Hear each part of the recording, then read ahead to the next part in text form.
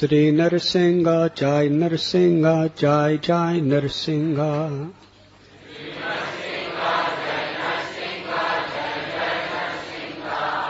Praladesha Jaya Padma Mukha Padma Bringa.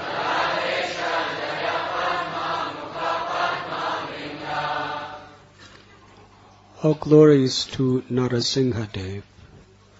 All glories to Narasimha Dev, who is the Lord of Prahlad Maharaj, and like a honeybee is always engaged in beholding the lotus-like face of the Goddess of Fortune. Purport by His Divine Grace, A.C. Bhaktivedanta Swami Prabhupada.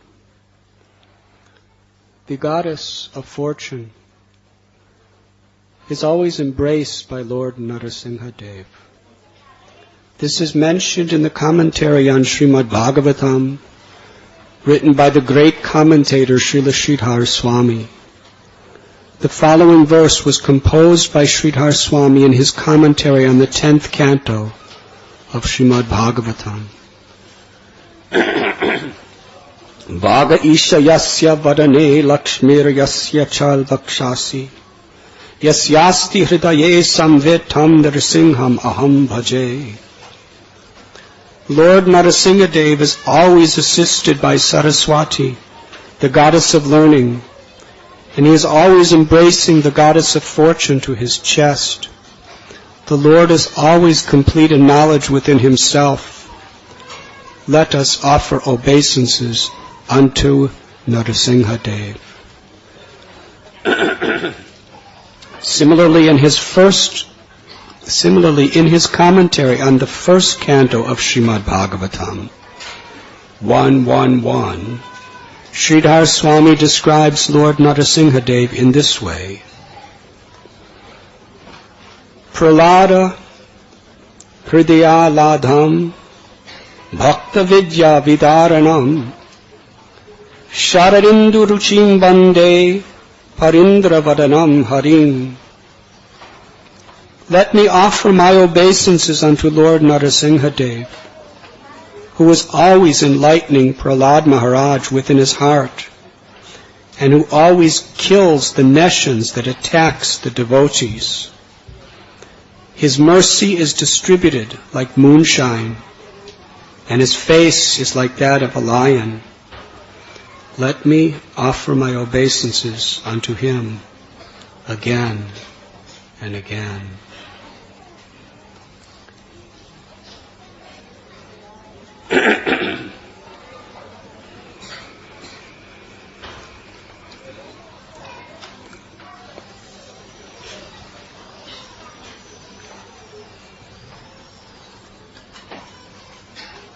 In the Gaudiya Vaishnava Sampradaya, our acharyas have recognized Lord Narasimha Dev as a Parabhashta avatar. Lord Narasimha Dev, Ramchandra, and Krishna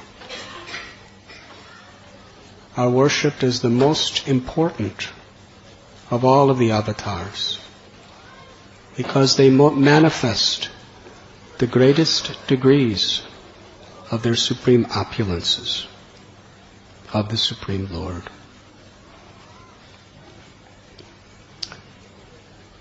Sridhar Swami, who Lord Chaitanya Mahaprabhu worshipped as the original commentator of Srimad Bhagavatam, accepted Lord Narasimha Dev as his Ishtadev, as did Shankaracharya and many other great acharyas, especially in the renounced order of life. In this verse, Sridhar Swami reveals that Lord Narasimha Dev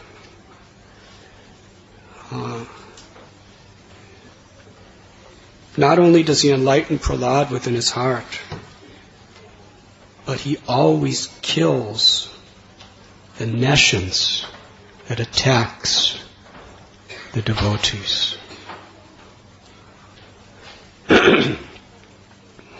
What is that nescience? Lust, anger, envy, pride, greed, and illusion. These are various weapons of nescience. They attack our devotional creeper, try to kill our propensity to serve the Lord and love the Lord. Hiranyakashipu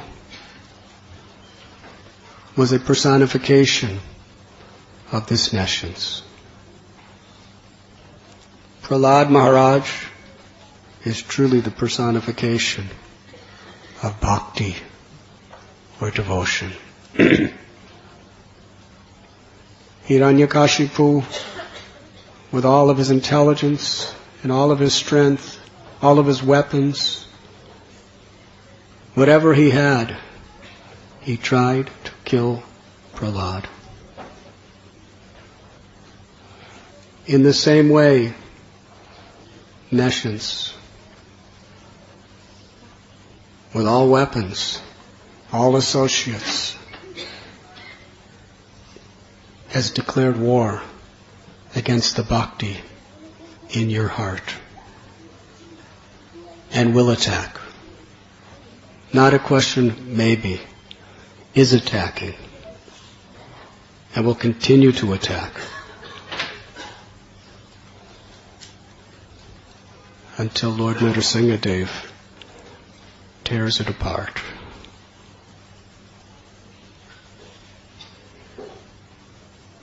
Like Prahlad, whether he was thrown in fire from the top of cliffs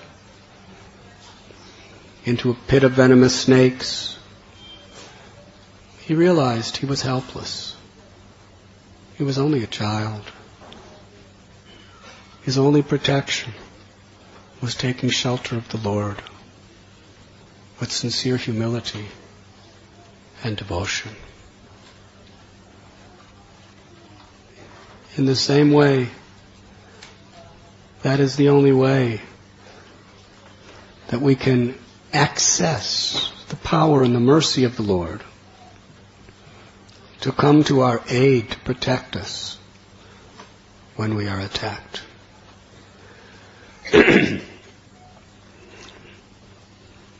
Now in warfare, oftentimes the enemy will plan out an attack where you don't even know you're being attacked until it's too late. It's a sunny day. Everything seems so peaceful and so nice. But the troops of the enemy are secretly surrounding you on all sides, even infiltrating through spies into your inner ranks. And we're thinking, how nice, such a good arrangement the Lord is making for me today. Let me relax. Even let me take a break and enjoy a little. After all, bhakti's difficult.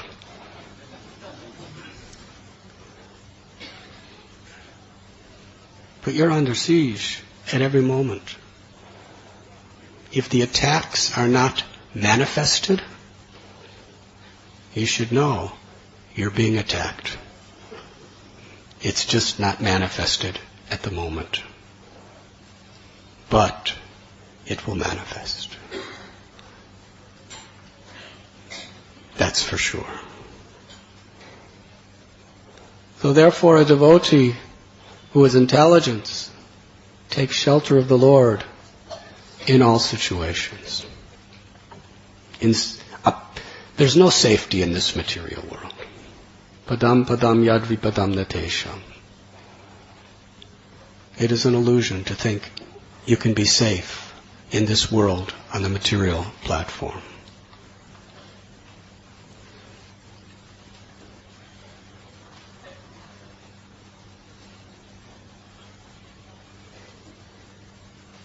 Therefore, a devotee knowing there is danger at every step and in between every step.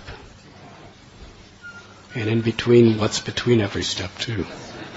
And everywhere else, in every atomic particle. Danger is imminent in this material world. Just like we're sitting in this nice air-conditioned hall, and we're thinking, how nice.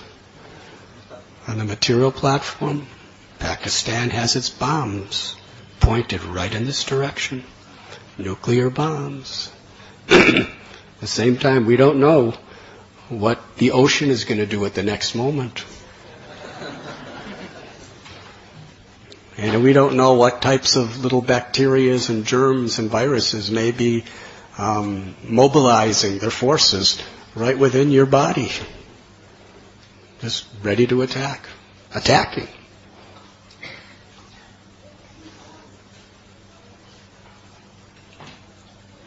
So a devotee is conscious of this reality. And a devotee is fearless and peaceful in all circumstances, because a devotee has faith in the Lord's protection.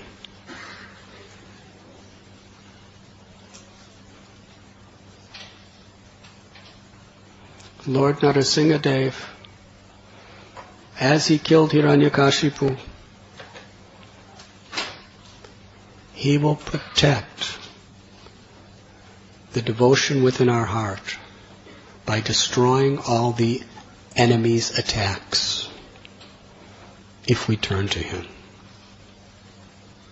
Nescience is constantly attacking to destroy the bhakti in our heart, the same way Hiranyakashipu tried to kill Prahlad. And Hiranyakashipu, he had such a creative intelligence of how to kill Prahlad. The Bhagavatam only discusses a few ways he tried to kill him. Through fire, through water, through air, through wild animals, through snakes, through poison, through swords and tridents. But he was doing this every day for months and months and months. He was very creative. I mean, just what we hear about, that's very creative. In one place, he put him underwater and then put a mountain on top of him. Even the greatest serial killers have never thought of that one.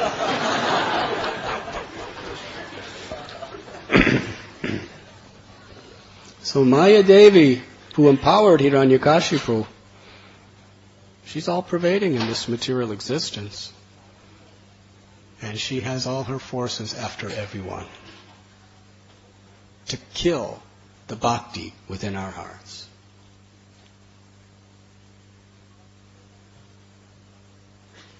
Therefore our acharyas tell, those obstacles that keep us from loving devotional service to Krishna can be removed by crying out for the mercy of Lord Narasimhadev.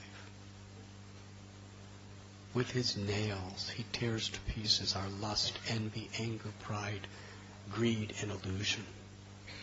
And we need him.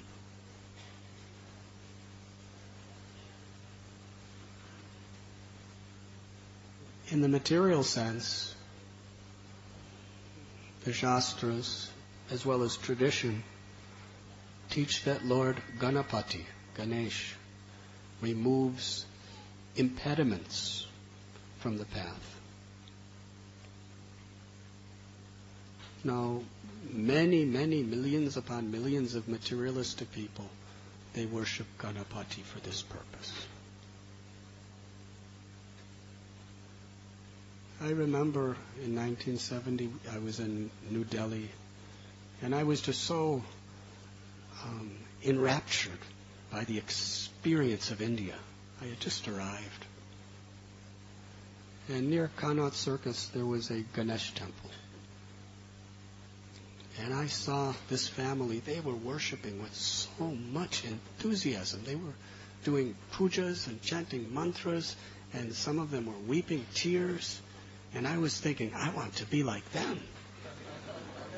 I have never seen such worship like this. I was really inspired, and I sat there for about an hour and a half through this puja, And they were just chanting with so much intensity. And they were making offerings again and again, and there was yajnas going on. And I just wanted to hear. I was waiting for it to end so I can hear from them how I could be like them. Please teach me. So afterward I asked, can you tell me about this worship, please? Maharaji ki jai.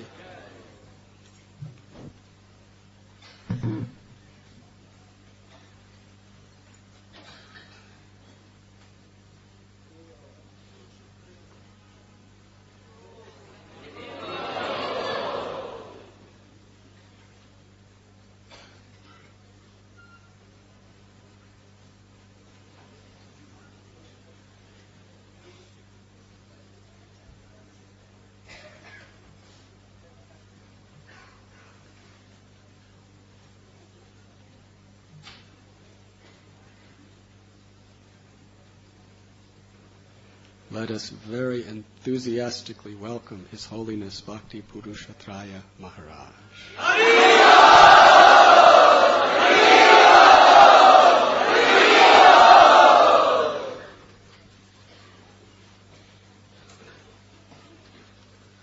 So I was really, really eager to hear. And I asked them, can you tell me about your devotion to the Lord and what you're doing? And the father said, yes. He said, I'm starting a new business. And I have a lot of competition. And I want to defeat my competition and make a lot of money. Therefore, we're doing this puja.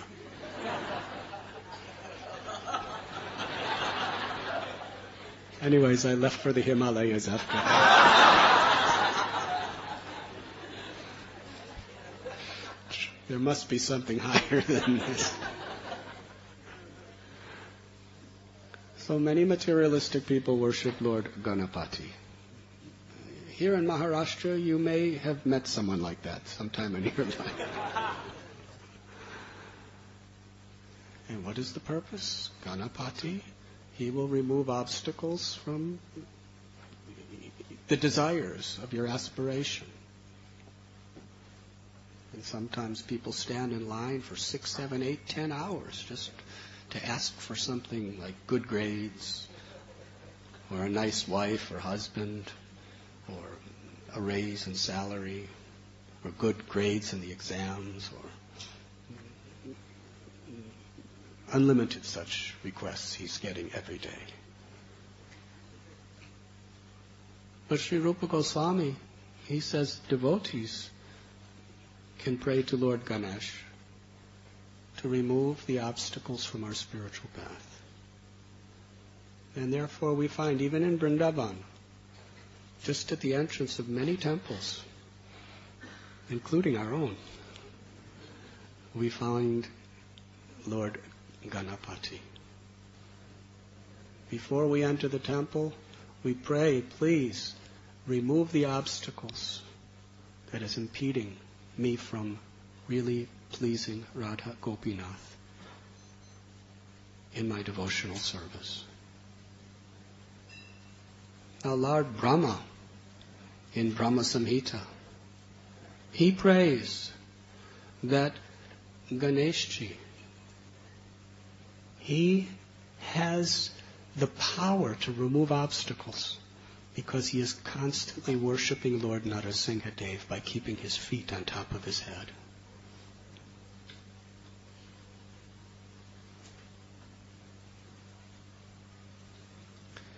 And this worship of Lord Narasimha Dev has been established in every temple by Srila Prabhupada.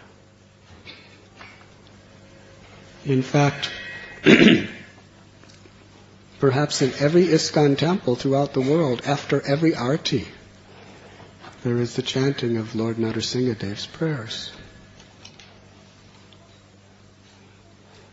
We should pray to Lord Narasimha Dev to remove the obstacle of this sound system.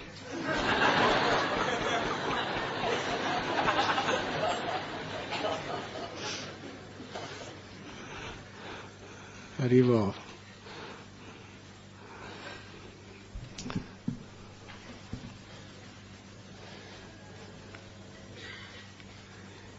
even at the time of Lord Krishna. Oh, Srila Prabhupada. When Srila Prabhupada gave us this, sometimes people questioned, we are worshippers of Radha and Krishna. If you water the root of the tree, all the other parts of the tree are satisfied. What is the need of doing this mantra to Lord Narasimhadev? What we see, that it has been done even by the greatest souls. In Vrindavan, the home of Krishna, for the latter part of his Leela, was Nandagram. And even today, if you go to Nandagram, just on the other side of the Nanda Bhavan Mandir from Pavan Sarovar, there is an ancient temple with the deity of Lord Narasimhadev. And it is said that because so many demons were attacking Vrindavan, Nanda Maharaj, Yashoda Mai, all the Vrajavasis, their greatest concern was simply the safety of Krishna. They approached their priest, Gargarishi. And Gargarishi instructed Nanda Maharaj to worship and pray to Lord Narasimhadev to protect Krishna. Just as we worship and pray to Lord Narasimhadev to protect our Krishna consciousness.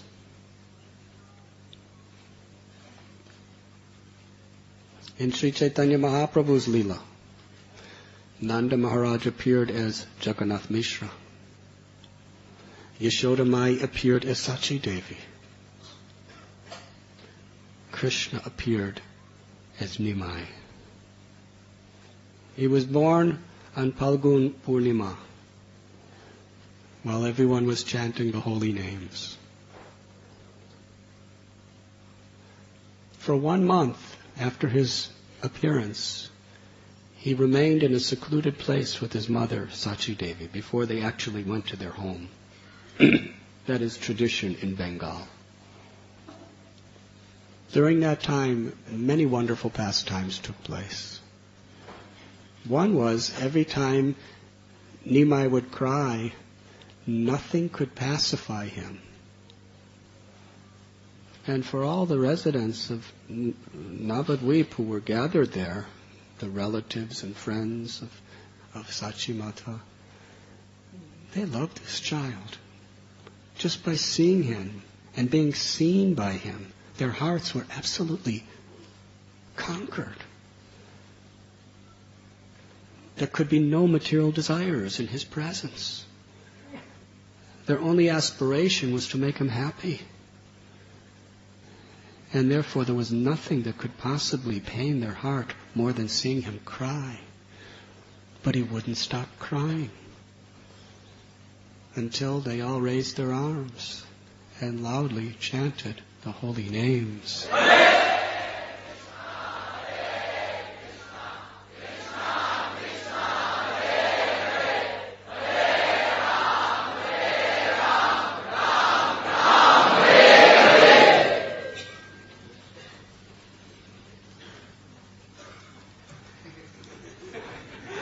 Very well. He is one of the most pleasing personalities the world has ever seen. You will discover that on your own in due course of time.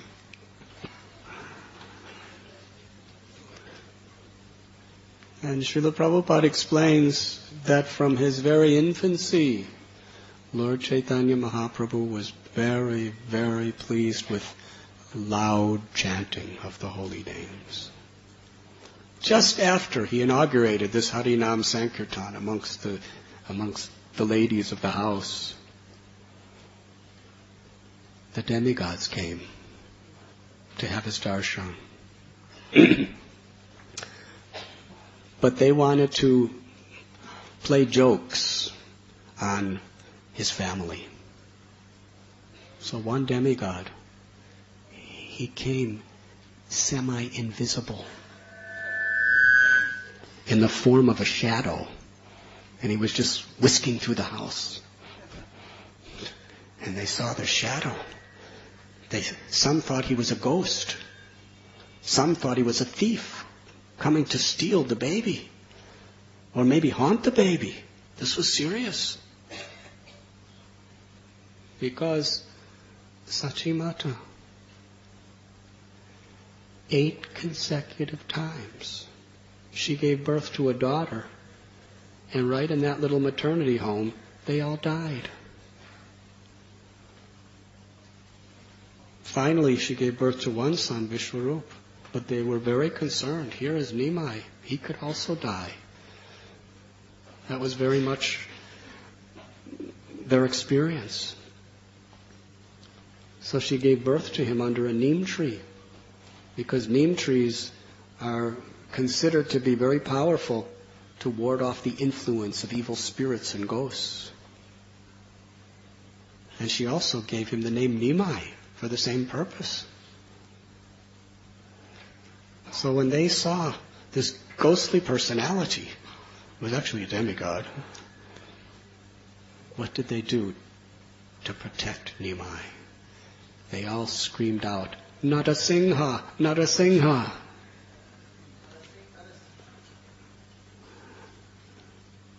And the ghost kept whisking by, and other demigods started making different kinds of noises. And they were chanting mantras, especially crying out the names of Lord Narasimhadev. And one Brahmin, he was doing Narasimha pujas, chanting mantras. And then he cried out to the ghost or the thief, whoever it could be. He said, "Today you are very lucky that you have escaped. You don't know the power of Lord Narasimhadev." And all the demigods laughed.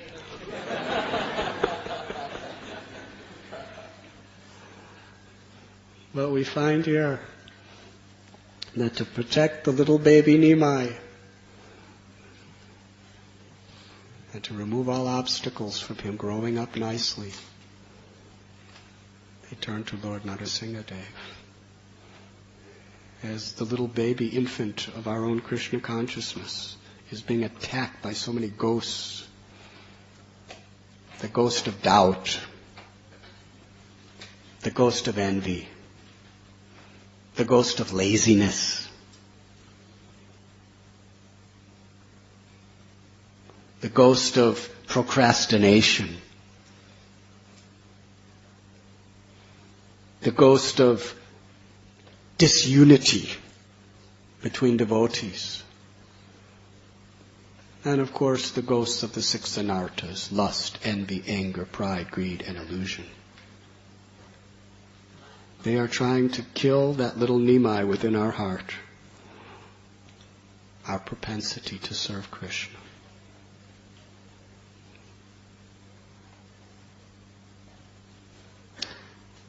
On another occasion, Sri Chaitanya Mahaprabhu,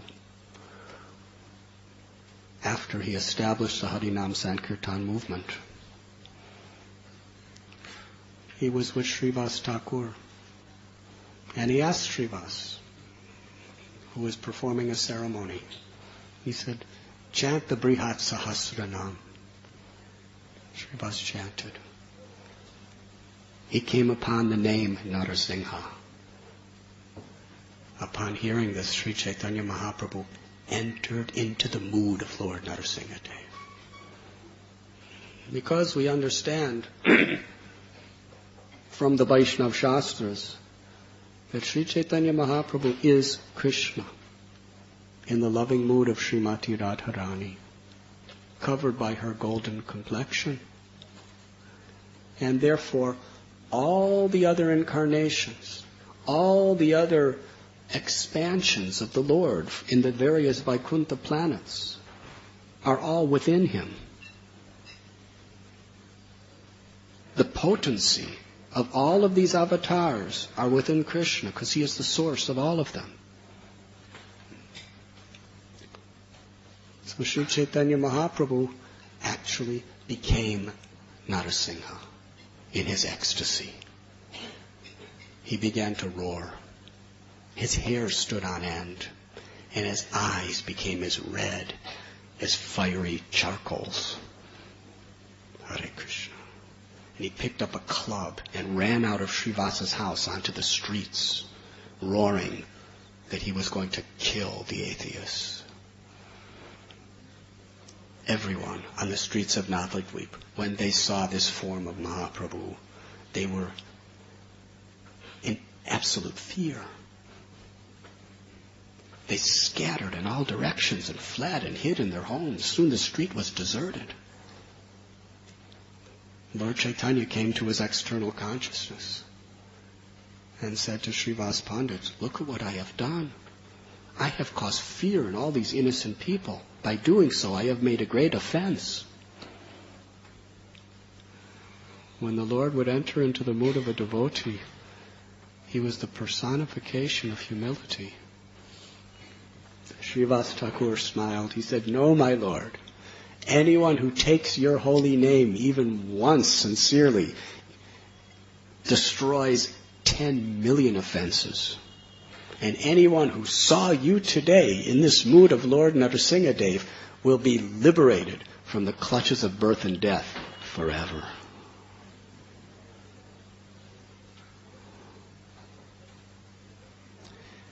On another occasion,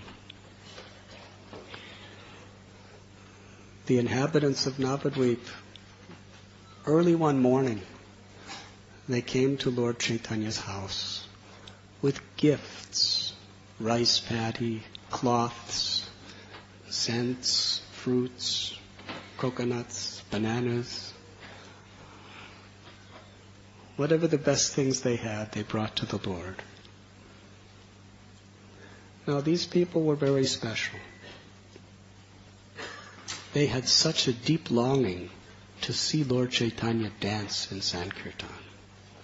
But they couldn't. Because at that time, Sri Chaitanya Mahaprabhu only performed Nam Sankirtan in the house of Srivas Thakur. The doors were locked, the windows were locked, and they didn't even have air conditioning. But they didn't need it, because they were transcendental. All this stuff, all these modern facilities are for people who are not so transcendental, actually. They would loudly cry out the holy names all night, every night, for one full year. And the egoistic Brahmins, they were not able to tolerate the insult of not being allowed in. They were spreading horrible, blasphemous rumors against Lord Chaitanya, Srivas Thakur, and all the devotees. And you know the saying, if you repeat a lie enough times, it's accepted as a truth. Well, they were just perpetually repeating these lies throughout Navadvip. This Srivas Pandit, do you know what he's doing? During the day, he and his cohorts, they go and find beautiful, young, innocent, virgin girls. They seduce them, bring them to their house, and at night they fill them with all kinds of intoxicating beverages. And they're intoxicated as well. Then they perform tamasic, tantric rites. And then enjoy with them and eat abominable foods. And when you hear the screaming, that's what's going on in there. And people were believing it. He's polluting the whole Navadvip, these Vaishnavas. We cannot tolerate this. We should tear down the house of Srivas Thakur, throw it in the Ganges. We should grab Srivas and his brothers, tie them with ropes, and turn them over to the government authorities to punish, to torture, and to imprison. Hare Krishna. Meanwhile, the innocent people, they were praying and crying. We want to see Nimai Pandit dance. We have heard all about it. We want to participate in this kirtan. But because of these atheists, because of these envious people, they won't let anyone else in. And when the atheist persons would hear this, they would cry out, "He's one of them!" They would chase after them and intimidate them. Very difficult situation. So the innocent people came to the Lord in the morning after the all-night kirtan with gifts and prayers. They loved Him. And that was the Lord, when the Lord first gave His instructions to the common people.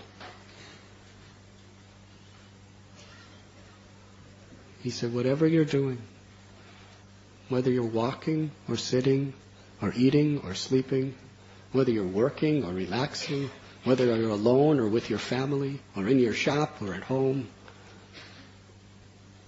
you should take the name of Krishna. Always chant the name of Krishna. Constantly chant the name of Krishna. Never, for any reason, give up the name of Krishna. Krishna is your mother, your father, your real treasure of life. Krishna is your life and soul. And it's very simple. If you have instruments, play them. If there's no instruments, just clap your hands. With your family members, with your friends, or just by yourself. Clap your hands and chant these names. And I will give you a very special mantra, the Maha Mantra. 32 words, 16 syllable mantra. And according to my observation of the Vaishnava histories, this was the first time Sri Chaitanya Mahaprabhu, second time, he gave to Tapan Mishra, that he gave the Maha Mantra to the world. He instructed them, chant Hare Krishna, Hare Krishna, Krishna Krishna, Hare Hare, Hare Ram, Ram Hare Hare. And if you do this, you become my life and soul. So this became the greatest enthusiasm of Navadvip. The word spread to chant Hare Krishna and Hari Haraya Nama Krishna Yadavaya Nama. Gopal Govindaram Sri Madhusudan. These were the two chants that the Lord gave. And everywhere there was a clapping and playing of mridangas and kartals and singing the names of Krishna. And Sri Chaitanya Mahaprabhu, he would go from place to place down the streets, and wherever he saw people chanting Hare Krishna, he was so obliged to them.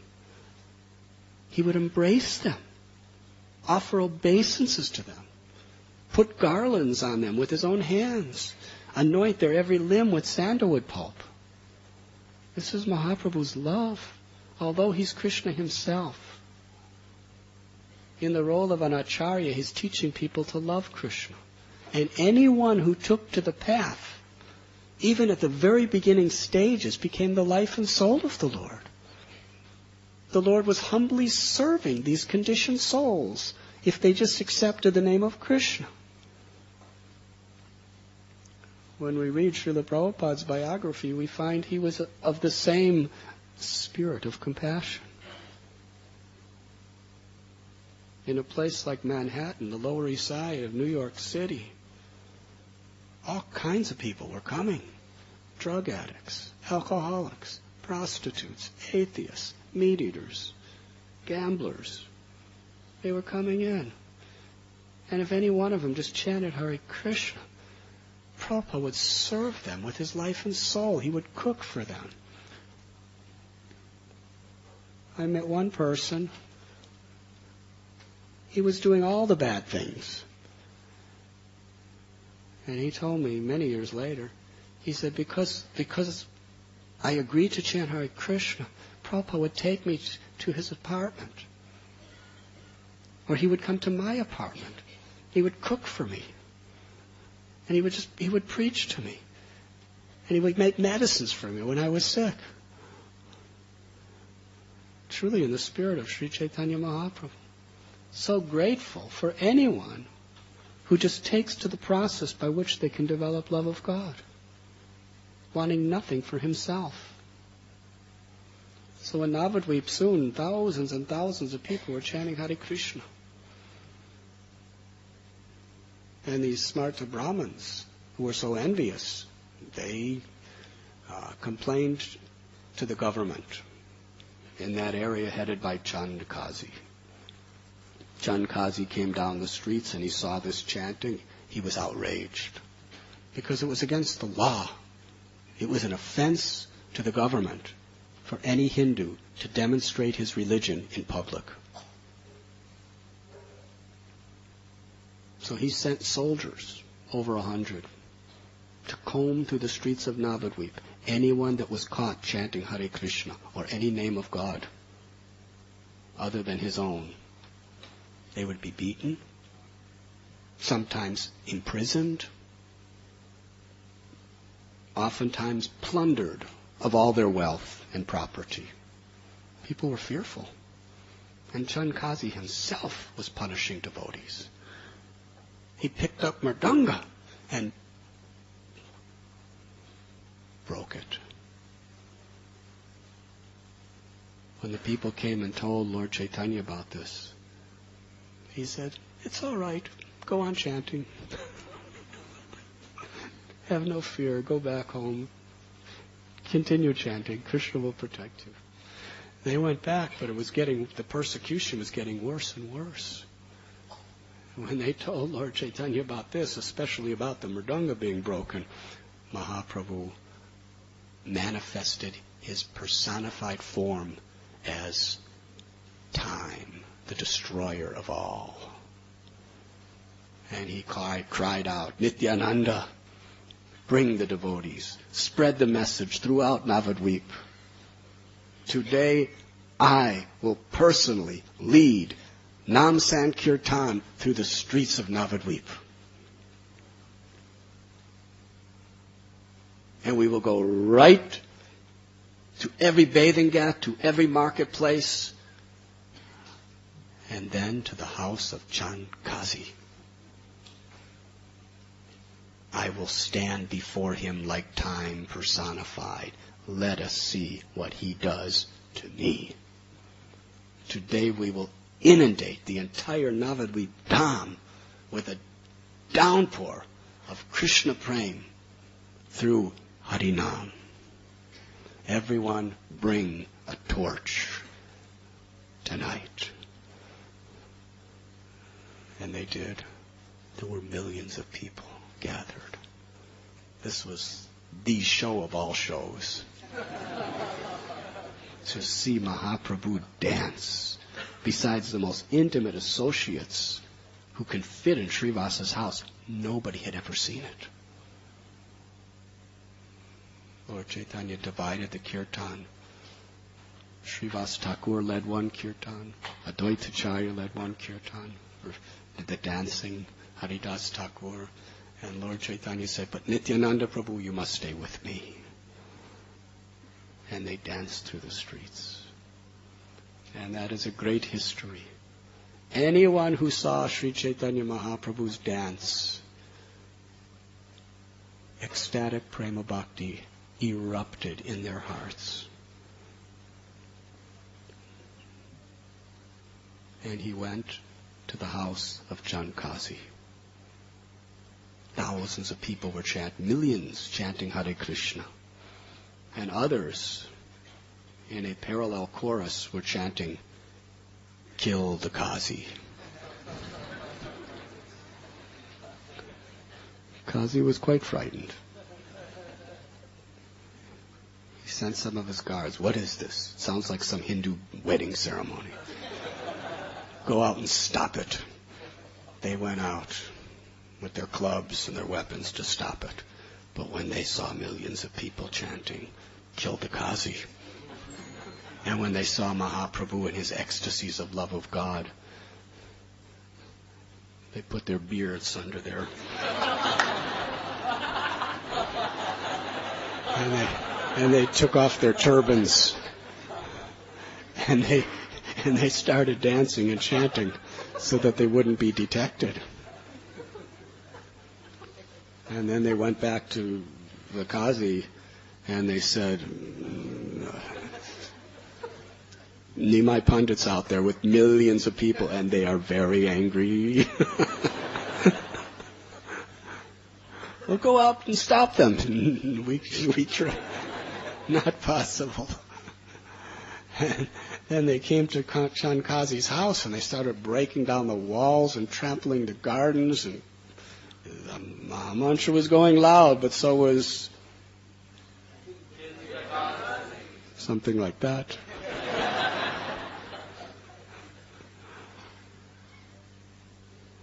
Chand Kazi, he had control of the military and everything else. What did he do? He ran upstairs into some closet and hid. The Lord came to his door, talked to one of his secretaries, bring Chand Kazi immediately. Chand Kazi came down. He was very shy. He was quite meek and humble, actually. And Nimai said, I'm a guest at your house. Why you're hiding? Why you don't come? And he said, but you're a very angry guest. And you have millions of angry guests with you.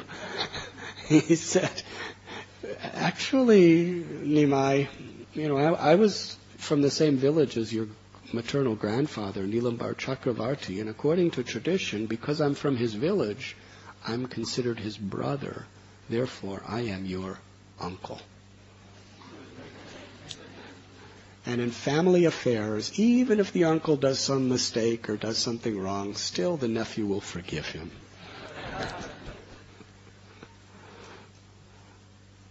They talked so many things about calculating and about religion and about the personality of Godhead.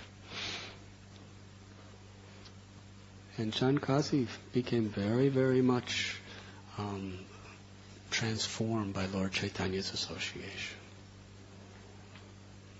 At a certain point, Chaitanya Mahaprabhu asked him,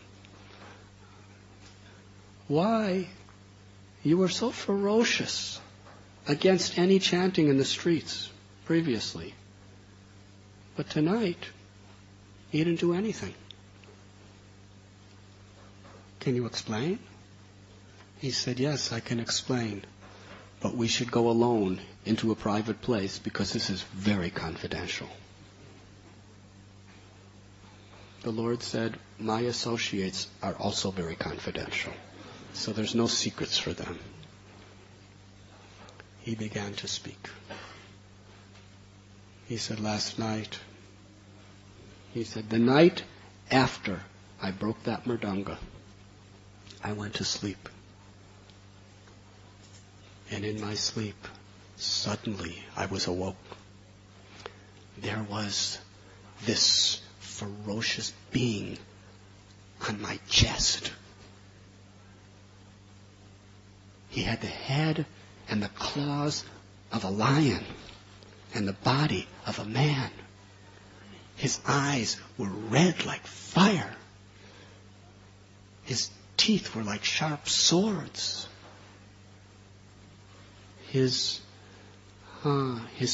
tongue was like a dueling sword.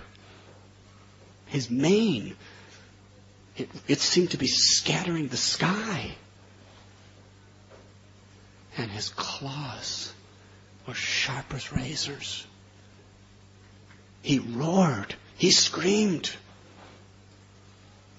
Kazi, you have offended my devotees.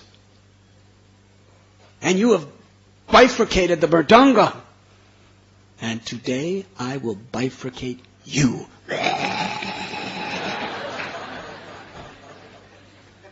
And the Kazi said he dug those claws into his chest and began ripping him apart. Narasingha Dev Bhagavan Ki Jai. And then he stopped and said, Kazi, you haven't done anything so wrong yet. But if ever you impede Nam Sankirtan of my devotees, I will be back to destroy you and to destroy your entire dynasty of Malechas and Yavanas.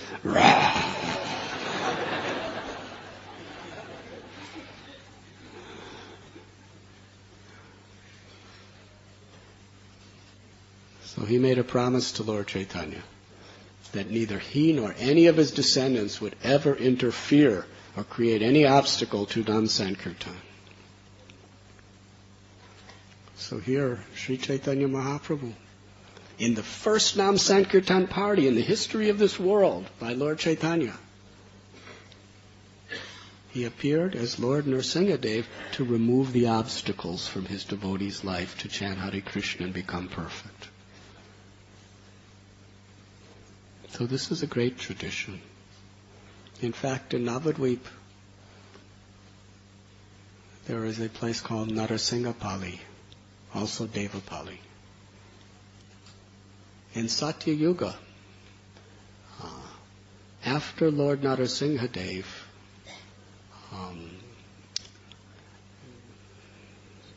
performed his lila with Hiranyakashipu and received the prayers of Prahlad Maharaj and blessed Hiranyakashipu to get liberation on the basis of Prahlad's prayers, he left that place to return to Vaikuntha. But on the way, he remembered that in the coming Kali Yuga, I am going to appear in my full, most munificent incarnation of Gauranga Mahaprabhu. And remembering the mercy that he was going to bestow upon the whole world in this avatar, which was actually his original form, he decided to visit Navadvip. So Lord Nrsingadev came to the island of Gotramdvip, just on the border. And the Mandakini Ganga River, he washed his hands and drank some water and took rest. Haribo. And all the demigods, Brahma, Shiva, Indra, Vayu, Chandra, they all came down. Vishwakarma made beautiful little huts for them to reside on different hillocks and valleys. As long as Nrsingadev was resting there in Navadvip, they also were there to worship him. Sri Chaitanya Mahaprabhu would bring his devotees there to worship Lord Nrsingadev.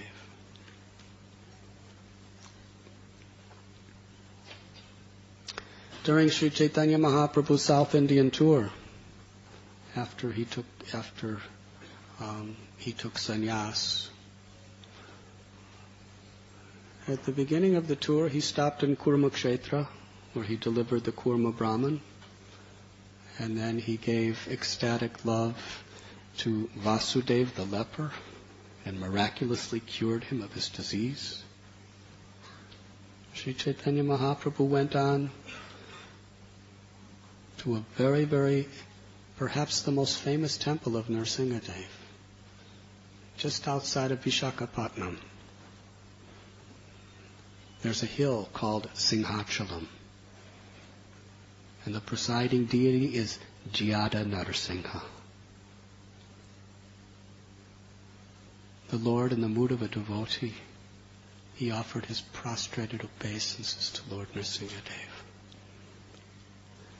And he, with great ecstatic love, worshipped the Lord by chanting this mantra, which was composed by Radhanath Swami in his commentary of Srimad Bhagavatam.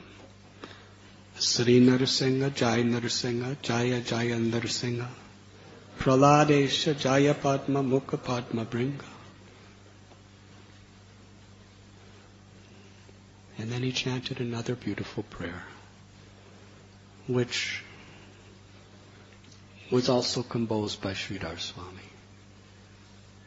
This prayer so concisely describes the mood of Lord Nrsingadev's compassion.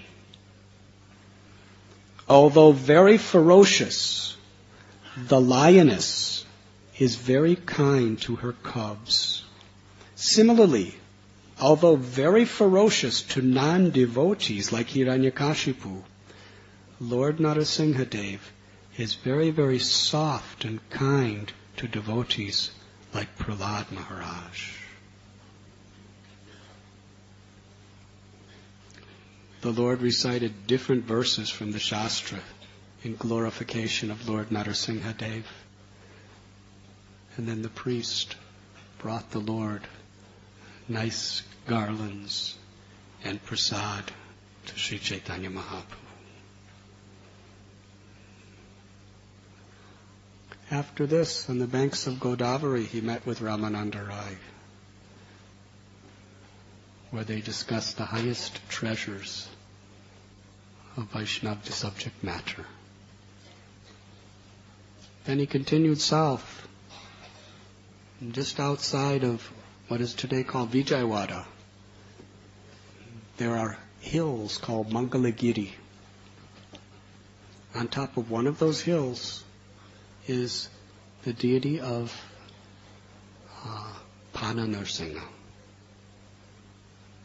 You have to walk up about 600 steps to get there. Sri Chaitanya Mahaprabhu's footprints were installed there by Bhaktisiddhanta Saraswati Thakur to commemorate his visit. And there Sri Chaitanya Mahaprabhu worshipped Lord Nrsingadev. These two deities are very, very important. Singhachalam, Jiyada Nrsinga, that was a particular place where, according to Sri Vaishnavas, Hiranyakashipu cast Prahlad into the ocean and put a mountain on top of him to kill him. But Lord Nrsingadev appeared. He was part Nrsingadev, part Varahadev, and he saved Prahlad. After Prahlad was coronated as king, Prahlad went back to that place and personally installed that deity there.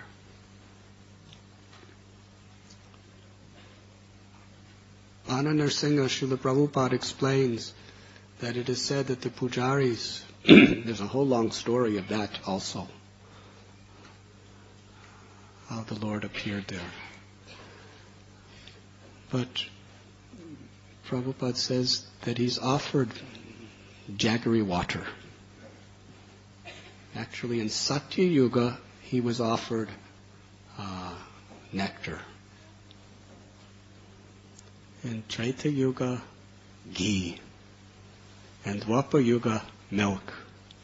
In Kali Yuga, jaggery. Because as Kali Yuga progresses, milk will be a scarcity also. And whatever quantity you offer the deity, he drinks half and leaves the other half. Have any of you been there? The deity is actually, his body is the mountain. And there's a hole where his mouth is. And when they pour the jaggery water, it's gone. It's not that you just say, please accept it, and then he glances. It's not one of those glancing offerings. They actually pour it right into his mouth, and it's gone. And nobody knows where it goes, except the devotees, into Lord Nrsingadev's mouth. And even some scientists went there to figure out, where's this jaggery water going? Over the centuries, they're offering billions of gallons, perhaps, and it's not coming back out. And there's no ants anywhere. The Lord drinks it. But when we were there once, the pujari wanted to show us how he knows that the Lord is satisfied with half. You can offer him 10 gallons, or you can offer him 1 conch shell. But when half the offering is there, he said, listen carefully. You hear,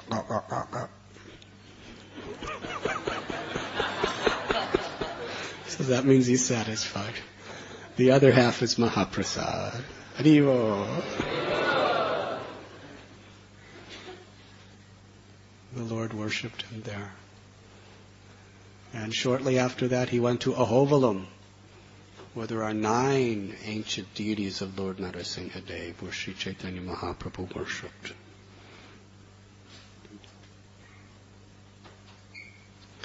When he returned to Puri, after about 2 years, he began to invite the devotees for Ratha Yatra each year. Before Ratha Yatra, along with all of his associates, he went into the Gundicha temple with brooms and buckets of water to clean Gundicha Mandir. Absolutely spotless, he said it must be. And although Sri Chaitanya Mahaprabhu was then the Supreme Personality, he's always the Supreme Personality of Godhead, known by his devotees, he was also a sannyasi. He was personally sweeping.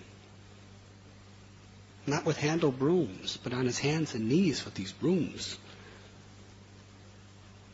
And he was encouraging all the devotees. Prabhupada said, as an acharya, he was teaching by his example. He said, I want you to collect every grain of dust, every piece of sand, every piece of straw. Everything must be out of here. And he said, you all make pile, and whoever collects the most, I will give you nice Mahaprasad. But who do you think collected the most? All the devotees put their gathered dust, straw, and sand together in a mountain. And Lord Chaitanya, he made a mountain that was far bigger than everyone else put together. He was cleaning, it appears he had 1,000 hands.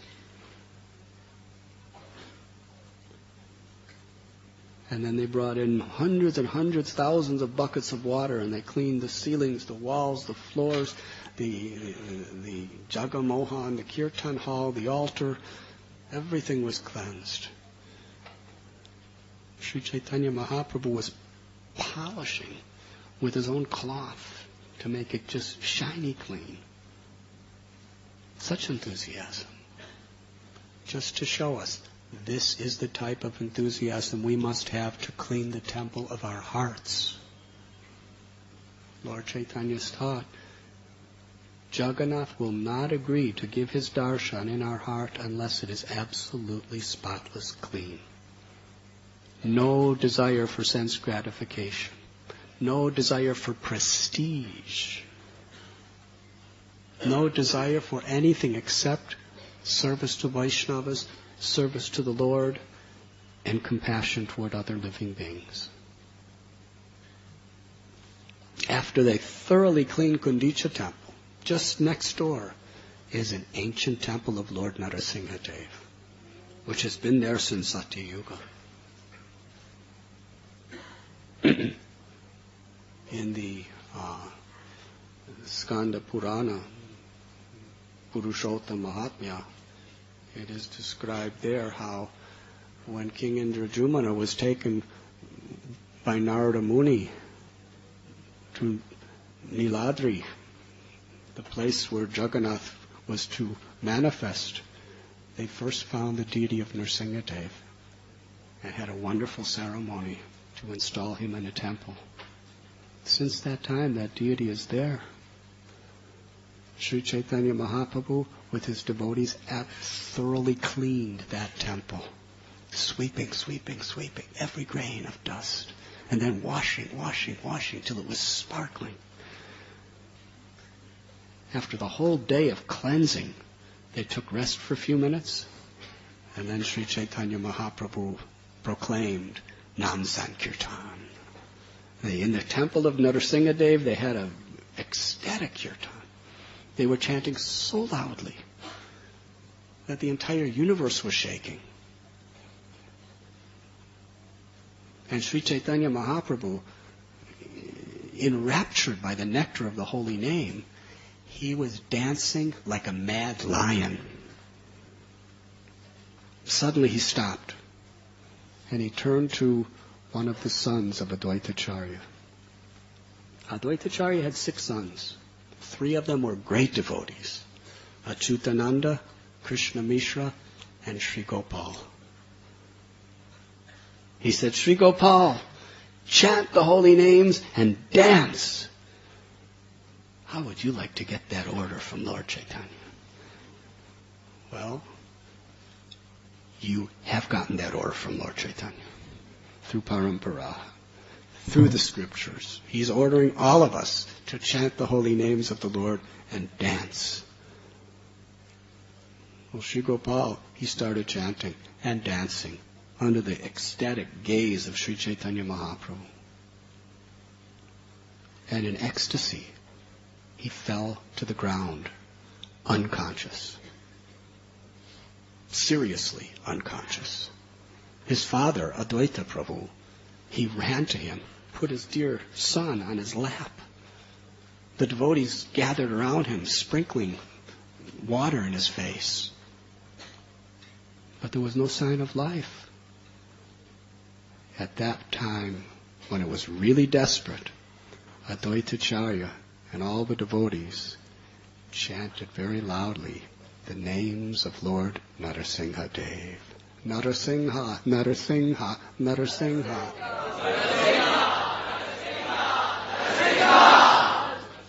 But they did it very loudly.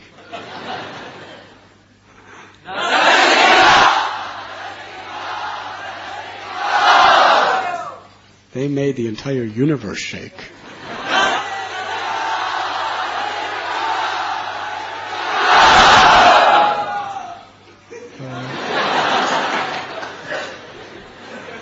Maybe something shook somewhere. Right?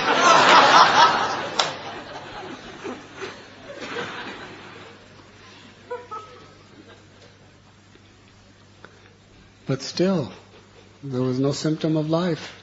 So all the devotees were chanting Narasimha's name and crying. Then Lord Chaitanya very blissfully placed his hand over the heart of Sri Gopal and said, Sri Gopal, stand up. And Sri Gopal stood up. And everybody loudly continued the kirtan of the holy names. Hare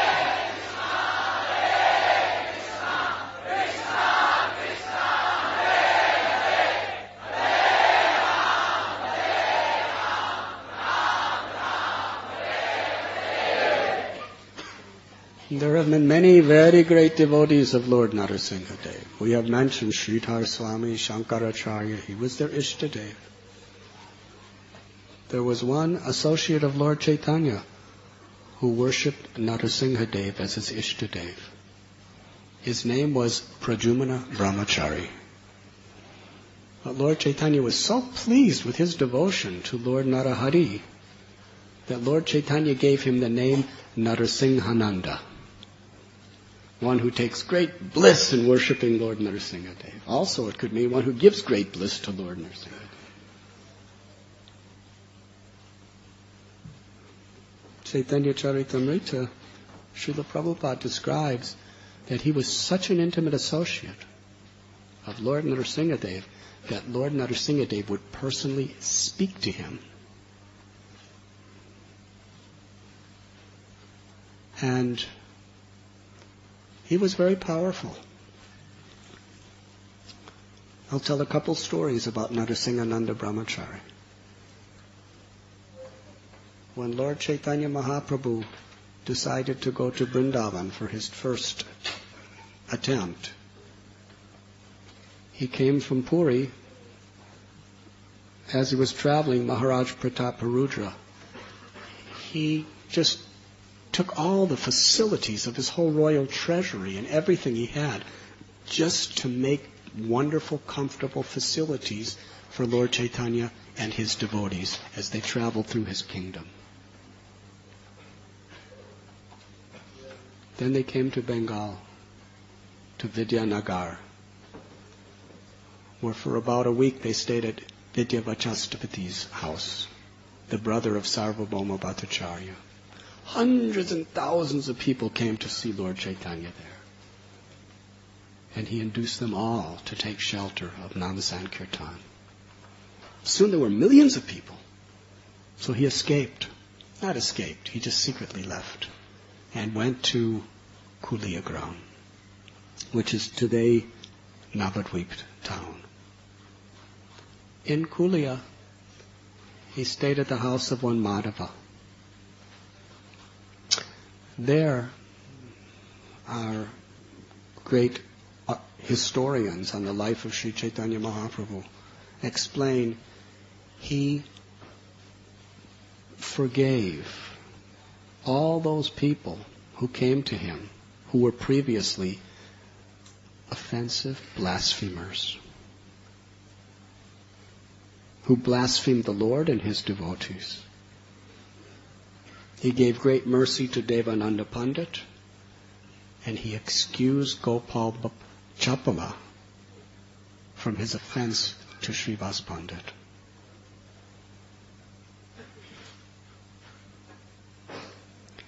From Kulia, Lord Chaitanya continued his route to Vrindavan. Narasimhananda Brahmachari, he was a brahmachari in the real sense. That means he had no possessions. Not even a laptop computer.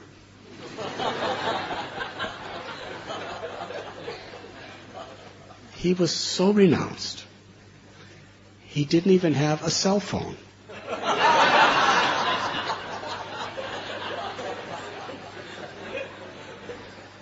He was so detached from this world, he didn't even have an iPod.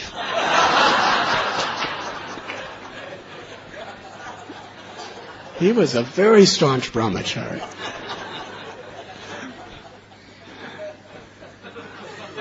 He had no money, he had no possessions, but he had unlimited desire to serve.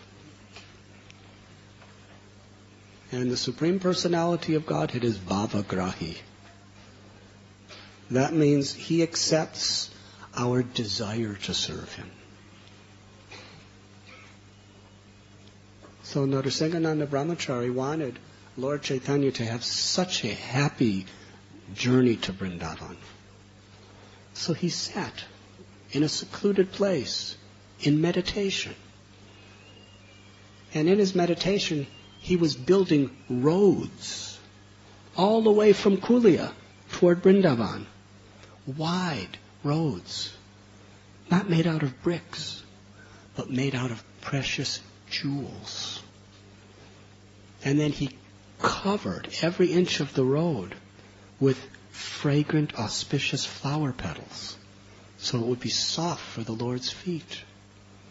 And along the sides of the roads, he was planting, not just planting, but they were immediately growing into full blossom with flowers, bakula trees, with fragrant bakula flowers blossoming.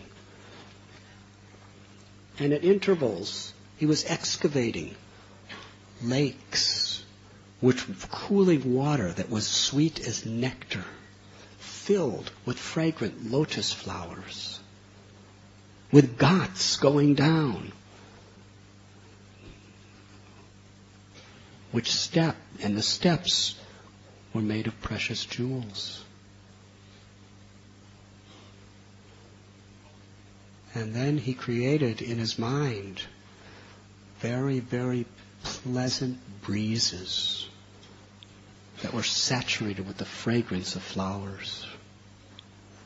As Lord Chaitanya Mahaprabhu was walking, to everyone else, they were just, dusty, dirty roads. Yes, pathways. Chaitanya Mahaprabhu, that's usually a sign that I'm going overtime.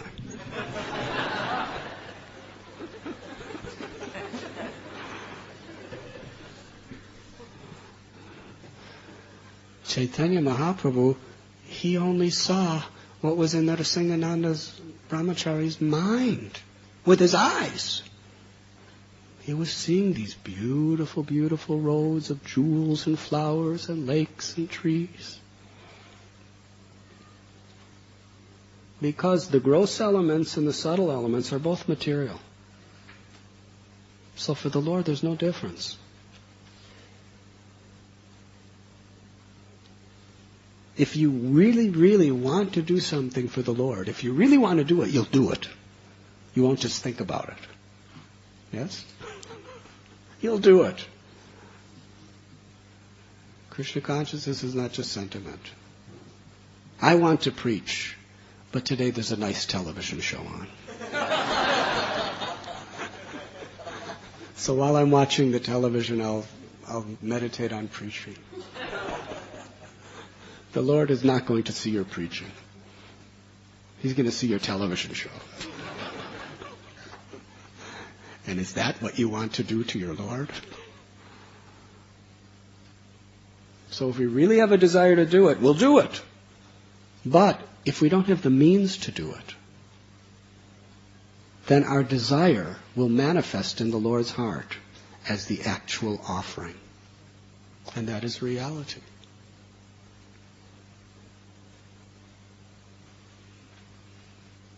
If you're lame and you want to dance in kirtan, the Lord will see you dancing so beautiful during the kirtan.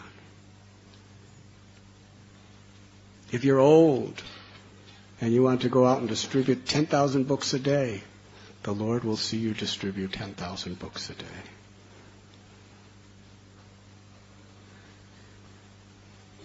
If we're sick and we want to eat nice prasad,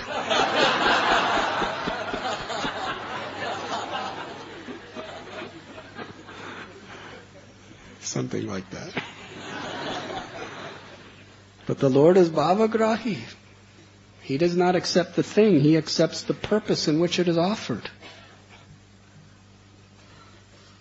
So for Him, He was accepting the devotional offerings of Nrsingananda Brahmachari at every step. But something mysterious happened. He was making the road inch by inch. He came to Kanai Natashala, and then he couldn't build the road beyond that. His mind just wasn't able to do it. So he came out of his meditation and proclaimed to all the devotees, Lord Chaitanya is not going to Vrindavan. He's going to Kanai Natashala, and then he's coming back. He said, I am certain about it. Have no doubt what I say. The devotees were silent. Lord Chaitanya went on and on and on, many hundreds of kilometers. He went to Ramakeli. Do you remember our yatra? We drove from Navadvip to Ramakeli. It took about 8 hours. Mahaprabhu was walking with hundreds and thousands of people behind him. Wherever he went, people were just renouncing their homes just to follow him. Everyone was chanting the holy names in ecstasy. Sri Chaitanya Mahaprabhu came to Ramkeli, where he met Rupa and Sanatan. They surrendered with great humility. Sanatan Goswami said, better you don't go to Vrindavan with so many people. You'll enjoy it much better, either yourself alone or with a few. From Ramkeli he continued on to Kanai Natashala, and then he turned around to all the devotees and said, I'm going back to Puri. And he returned to Puri. Wonderful. But there was a great lesson. As he was leaving Navadvip, Jagannath Puri, all of his associates were coming with him, including Gadadhar Pandit. The Lord said to Gadadhar, you cannot leave Puri. You have taken vow of Checha Sannyas. That means you never leave the place of your worshipable deity, Tota Gopinath. You cannot leave. Gadadhar Pandit said, to hell with my vow of Checha Sannyas. Wherever your lotus feet are, is where my Tota Gopinath is. And in seeing you, I'm worshiping Tota Gopinath tens and millions of times. The Lord said, you may think like that, but if you come with me, I will be responsible for you making the offense of breaking your vow. Gadadhar Pandit said, I'm not coming with you. I just happened to make the decision to go see Sachimata in Navadvip. And you just happened to be going at the same time.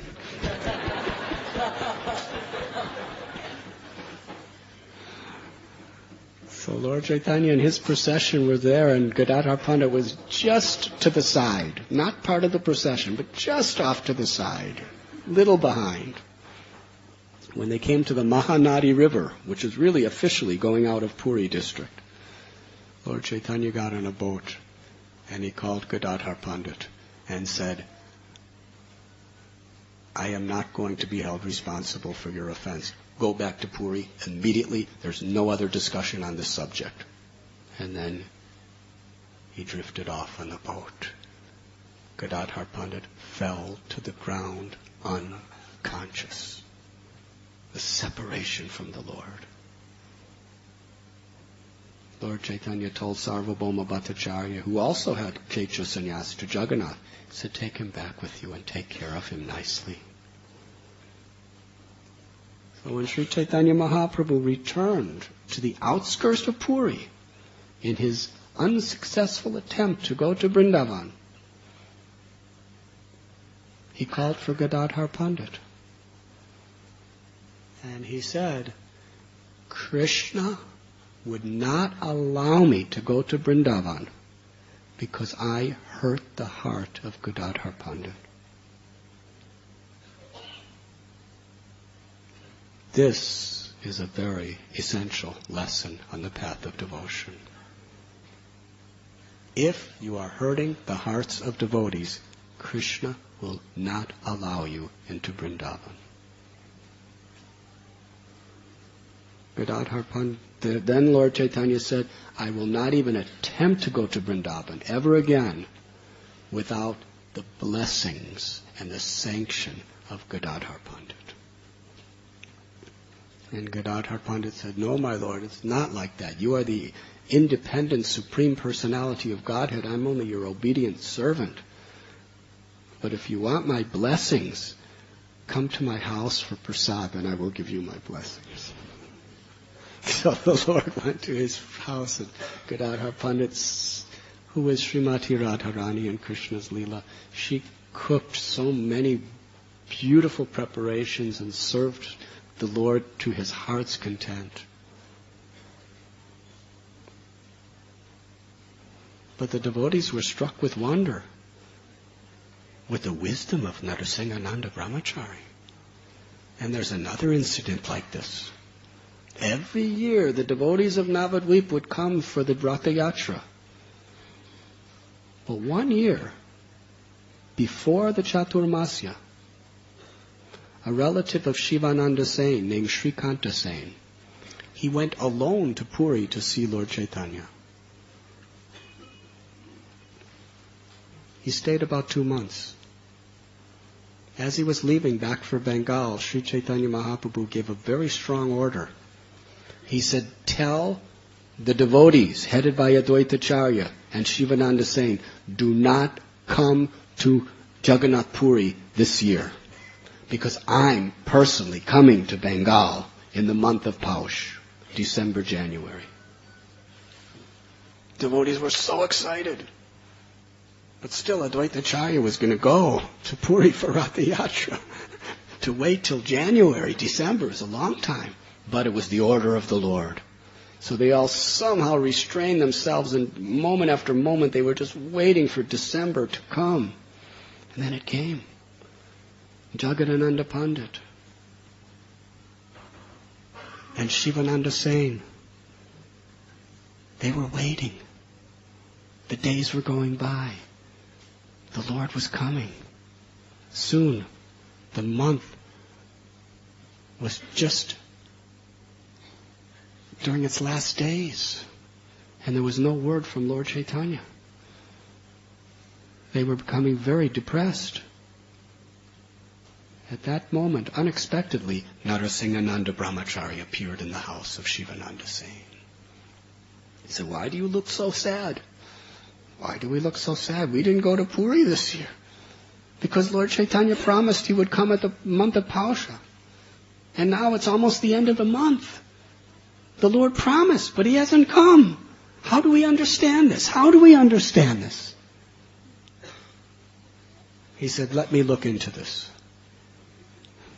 He said, "I will personally bring Lord Chaitanya here within 3 days.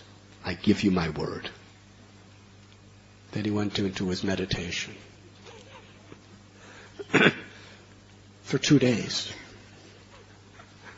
2 days later, he comes out of his meditation. He tells Jagadananda Pandit and Shivananda Sen, "I've brought him already to Bengal. He's at the house of Raghava Pandit in Panihati. Tomorrow he'll be here. So we should arrange a wonderful feast. Get all sorts of vegetables and milk products and grains, and I will personally cook a feast."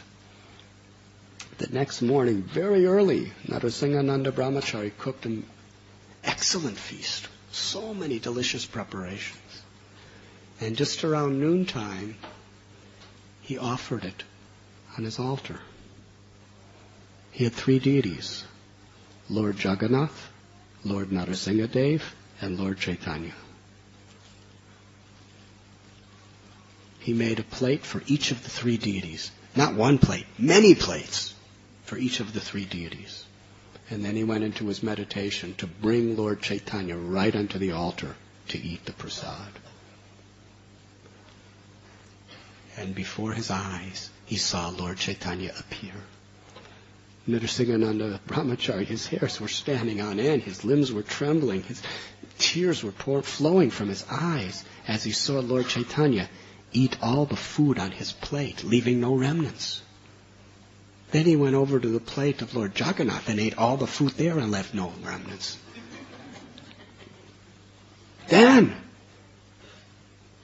he sat at the plates of Lord Narasimhadev and ate everything with no remnants. Narasimhananda Brahmachari, although his heart was ecstatic with love, he exclaimed, "My Lord, I know you've eaten your own plate. That's excellent. And I know that you're none different than Jagannath, so that's also excellent. But why did you eat all the food of my Ishtadev, Lord Narasimhadev? There's nothing for him now. How can I live if he doesn't eat nice lunch today?" Krishnadas Kaviraj Goswami explains what really happened. In his heart of hearts, because Lord Chaitanya was in the mood of a devotee too, in his heart of hearts, Narasimhananda Brahmachari was wondering, what is Lord Narasimhadev's relationship with Lord Chaitanya? And just to reciprocate with his desire and to reveal the real truth, the Lord ate all Lord Narasimhadev's offerings. So then Narasimhananda Brahmachari understood without doubt that he is my Lord Narasimhadev. And he is the one who gave me this name. So he came out of his meditation and he looked really sad. And Jagadananda Pandit Shivananda Sen said, "Why do you look so sad and why you're calling out in anguish?" He said, "Because your Lord." Do you know what he did today? He ate all the food of Lord Narasimhadev. And if the master doesn't eat, the servant has to fast. So bring all the ingredients again, and I will cook again to offer to Lord Narasimha. They understood that he has great power. They said, "Well, where is Lord Chaitanya?" He said he came here, he ate lunch, and then he returned. He's already back in Panihati again. And then he's returning to Puri. Now they knew that Narasimhananda Brahmachari, because of his devotion, he had tremendous power. But at the same time, it was quite confusing to them. So he made a whole nother offering, presented it to his Lord, Narasingha Bhagavan, and then distributed the remnants. The next year, they all went for the Ratha Yatra. And one day, in the Gambhira, Sri Chaitanya Mahaprabhu extolled the glories of Narasimhananda Brahmachari. He said, Shivananda Sain was present, listening. He said, last year in the month of Pausha, I went all the way to the Navadvip area. He said, and I went to Bengal, and Narasimhananda Brahmachari made such a wonderful feast for me. And he began to explain what type of sabjis, and what type of sweets, and what type of cakes he prepared. He said, I ate them all, and then I returned to Puri. And Shivananda Sain, Jagadananda Pandit then understood that he kept his word.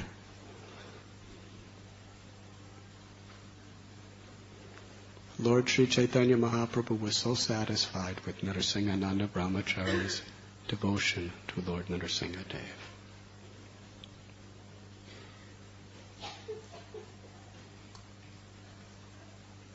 Srila Prabhupada has given us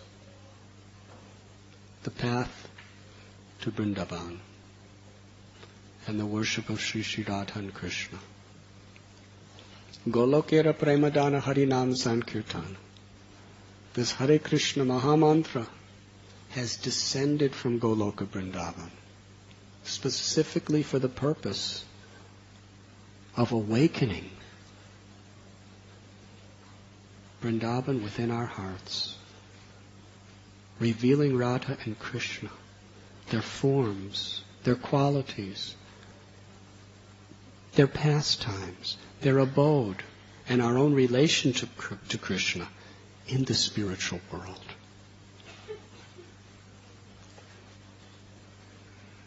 Srila Prabhupada explained that when he traveled around the world, he only had two things.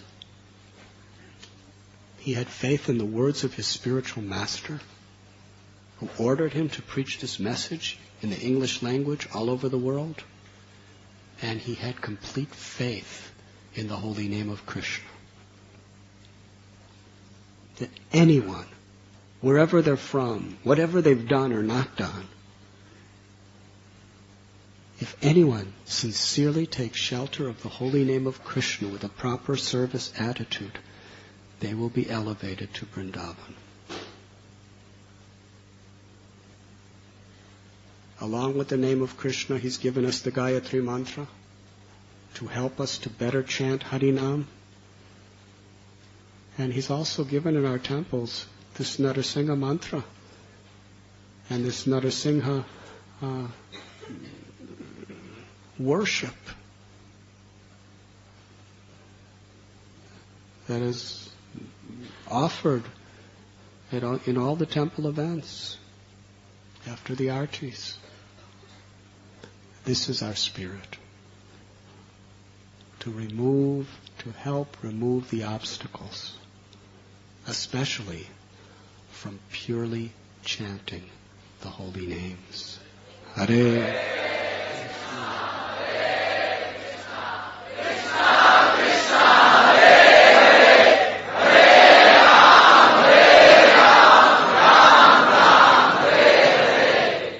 And out of causeless mercy,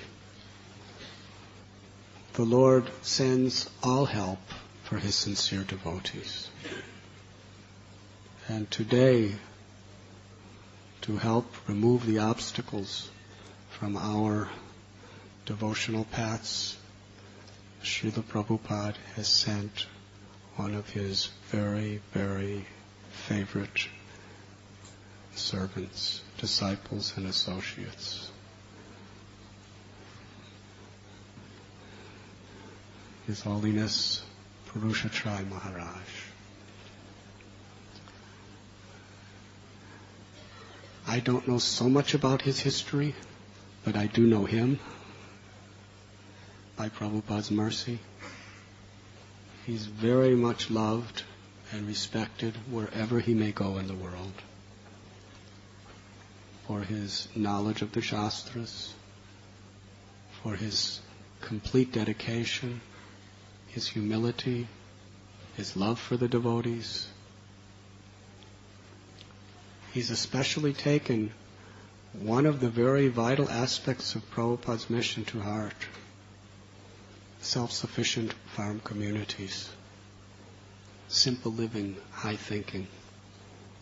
He has been quite dedicated in this regard, as well as preaching in various parts of the world, South America especially. The field of preaching in South America is quite difficult in many ways. But he is a man of great integrity. And I am so grateful. I didn't know he was coming. He just unexpectedly appeared, like Narasimhananda Brahmachari, to relieve us of our depression and to bring Sri Chaitanya Mahaprabhu into our hearts by his nice Krishna Katha. Let us welcome Maharaj very, very gratefully.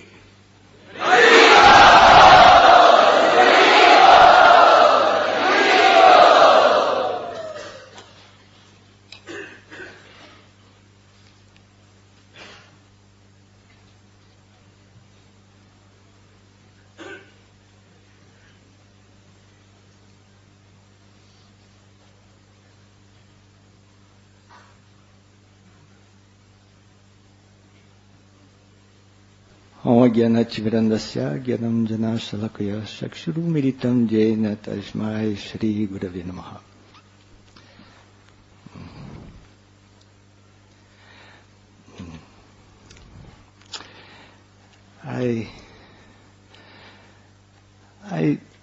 I'd like to tell you some of my last experience in spiritual life. I came to India for Gaur Purnima. I spent Gaur Purnima in Vrindavan. Very sweet, very nice. This year I didn't go to Mayapur. I stayed in Vrindavan. And Vrindavan is like my home.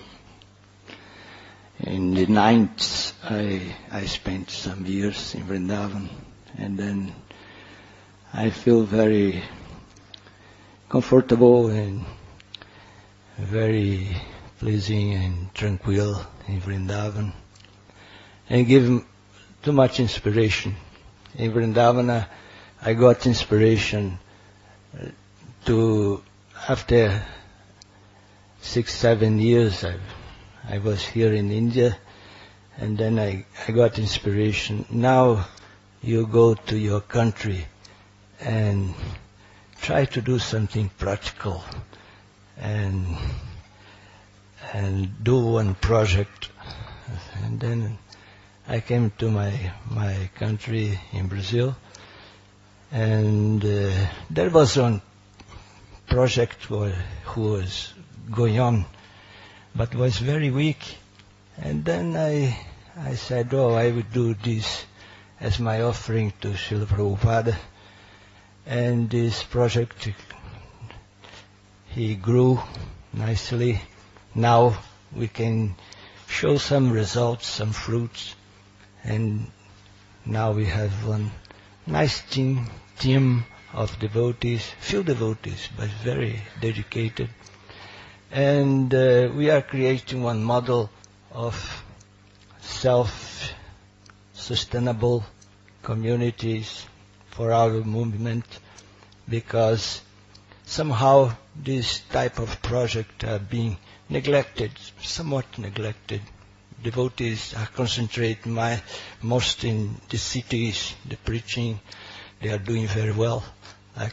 But we have the Srila Prabhupada's mission is so broad. We can see how he was so inspired by Krishna, because he was concerned with so many details of the human society. And then he said, oh, you also have to develop this kind of project in the countryside, farm communities like that. And we have gotten so far nice results. Nowadays we are self-sustainable in terms of food, in terms of energy. We are producing our own energy, electricity, and also economically we don't have an Indian community in Brazil, and then we don't have so much donation. It is a farm. We are not going outside to collect. And the farm is producing, and the devotees maintains itself with which they produce. This was devotees were struggling so much, because it's very difficult. Those who live in city go to countryside and to try to maintain themselves from that. Well, here in India, I was in Vrindavan, and I came to know that there would be one big mela in South India. Actually, it's finishing today, on cow protection. And then I went there. I took advantage. I had some days, 2 weeks, and visit some different places. I went to Tirupati to see the new temple. And very nice, we became very impressed. Very nice group of brahmacharis, and the preaching is going on. For example, today is Sunday, lots of people are visiting Shri Radha, Govinda, beautiful, in the Ashtasaki, very beautiful. And devotees are very happy and dedicated. I became really impressed. I had a very nice darshan in Tirumala, Lord Venkateshwara Balaji. Very nice, special darshan. And in Tirupati, I met one devotee. He said, oh, I'm from Padayatra. Padayatra is in Kanchipuram. And then I went to Kanchipuram and had a very nice darshan, the Lord Varadaraj.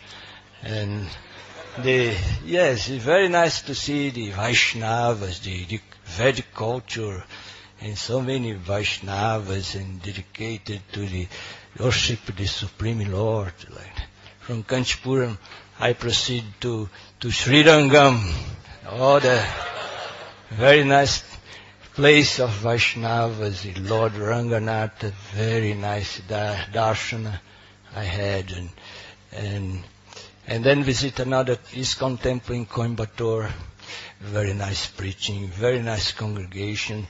Devotees are doing one impressive preaching for the graduated people and educated people. And from Coimbatore I proceed to Mangalore. Mangalore, big deities of Lord Jagannath. I was surprised. And then came in the temple room. I saw big deities of Lord Jagannath, this big, like this. I think the biggest in the ISKCON temple. Beautiful. And devotees also happy and dedicated. We had some village festival. And I proceeded to Udupi, and then very nice darshan to Sri Krishna, Udupi, and the mood of the Brahma Madhava Sampradaya, Vaishnava mood, like that. Very nice. And then I went to this mela. Yeah.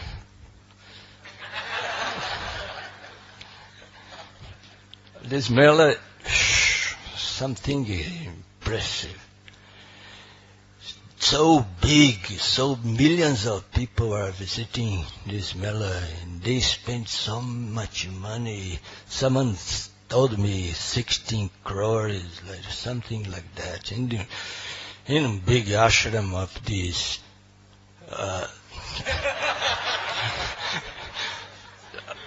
Ramachandra Pura mat, like everything very big.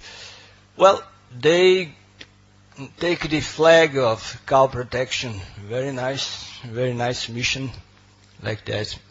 And also they want to protect the breeds of Indian cows. This originally there was 70 types of breeds in India, but now 30. And then because they are mixed, and then finally there is no pure breeds. But they try to keep this third original pure breeds there. This is good. And then so much talking about cows and cow protection, but Krishna was not the center. And Krishna is the lover of the cows. Namo Brahmanya Devaya Go Brahmana Hitaya. Krishna was not there. And then we see the difference. So many effort to protect the cows, but the master of the cows are not there. And this, like the mood is not the same. Mood is not the same. And then when I come back, I went to Belgaum. I met this devotee, Devamirta, and we came together to Belgaum. And again that mood of Vaishnava mood, the Chaitanya's movement, again I felt relieved. And I visited the farm in Belgaum. So nice. I appreciate so much. Devotees are really living very simple, and they are very nice cow protection. Really nice cow protection they are doing there. And then I want to go back and see how this project is going on in the future.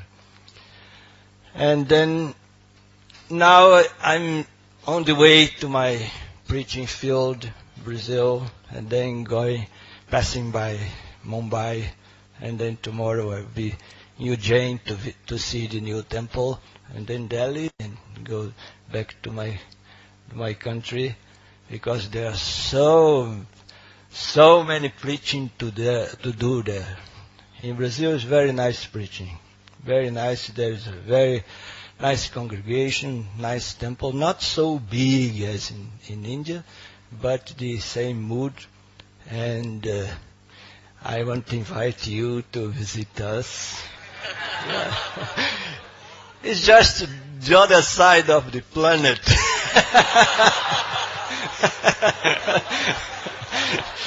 Oh, the corner.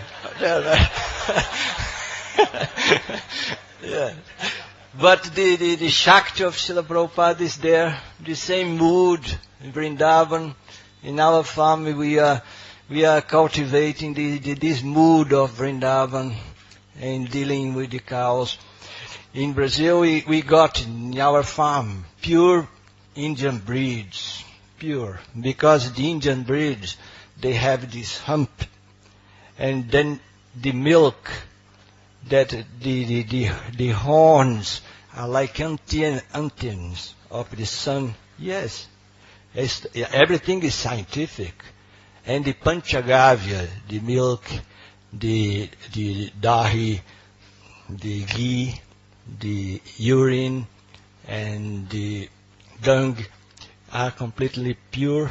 And then we can do really this cow therapy. There's so many remedies out of the cow. And then we are developing this in our country, the other side of the planet. But my realization is that after visiting so different temples in different lines, the Orthodox and traditional Vaishnava lines, and also ISKCON temples, and also the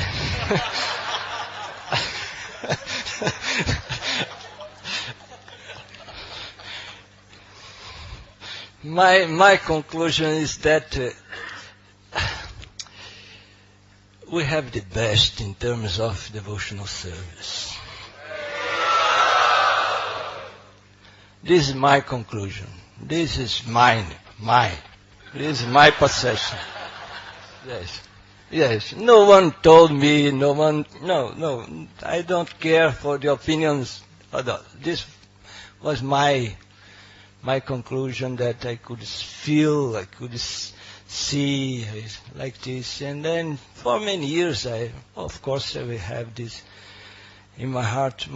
But once more, it's always very nice, very healthy, to have some like clear realizations in these terms.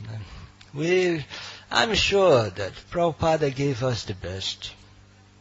Prabhupada, this movement, this Sankirtan movement of Sri Chaitanya Mahaprabhu and this mission of Srila Prabhupada is really victorious. One that I, for example, in some lines, Vaishnavas, they are very respected.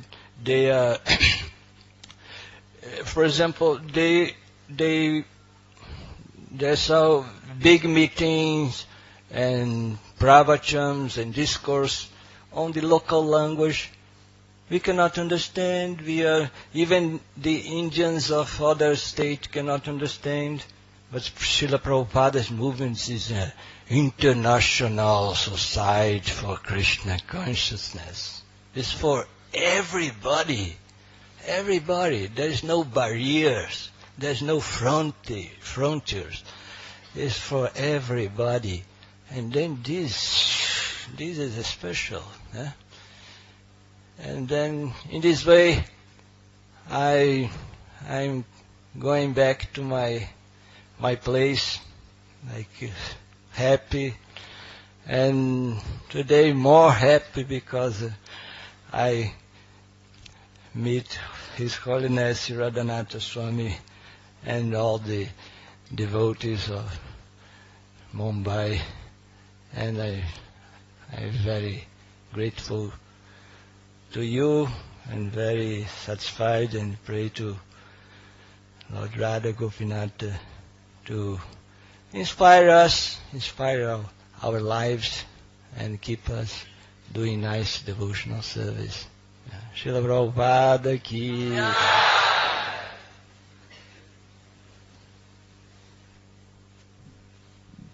Maharaji ki. Thank you, Maharaj.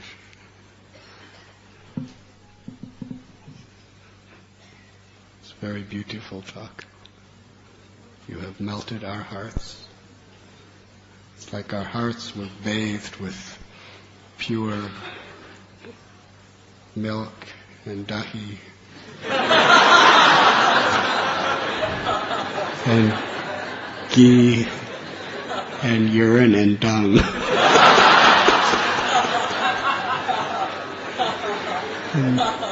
In the form of your pure words, which are emanating like a Surabhi cow.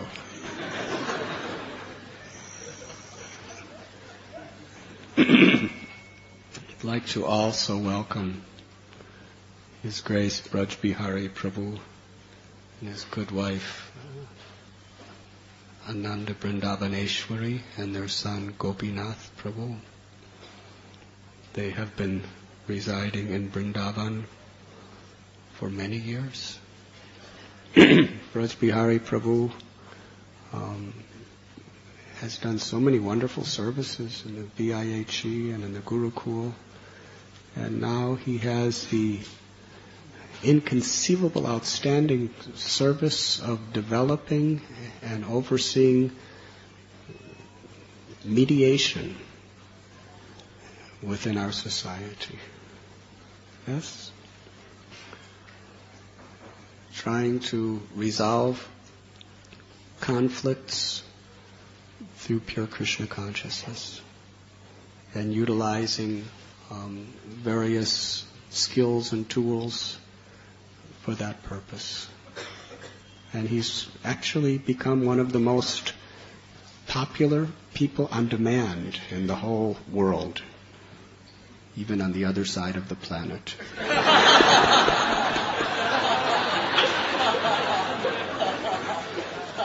Just next door on the other side of the planet.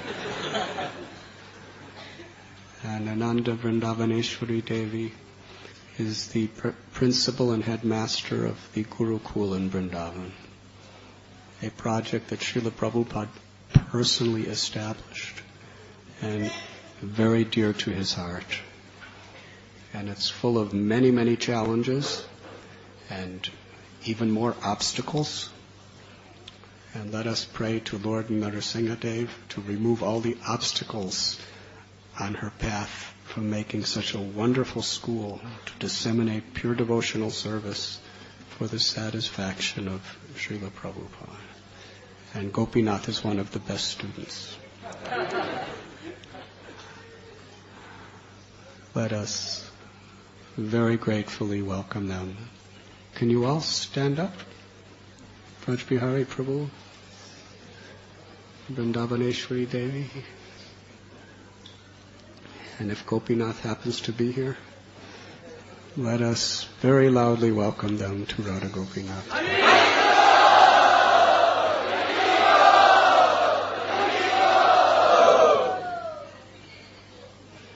And we also have from London the illustrious Shruti Dharma Prabhu, Pranabandhu Prabhu. What is? Do you know their wives' names? Ananda Vigraha and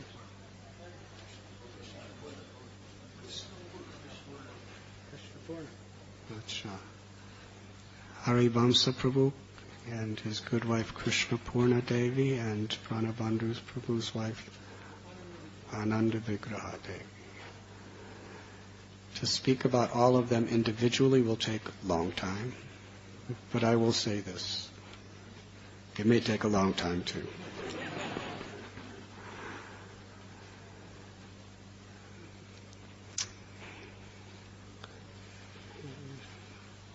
Srila Bhakti Siddhanta Saraswati Thakur back in the 1930s sent some of his most empowered preachers to London to establish a center and preach Krishna consciousness, considering London to be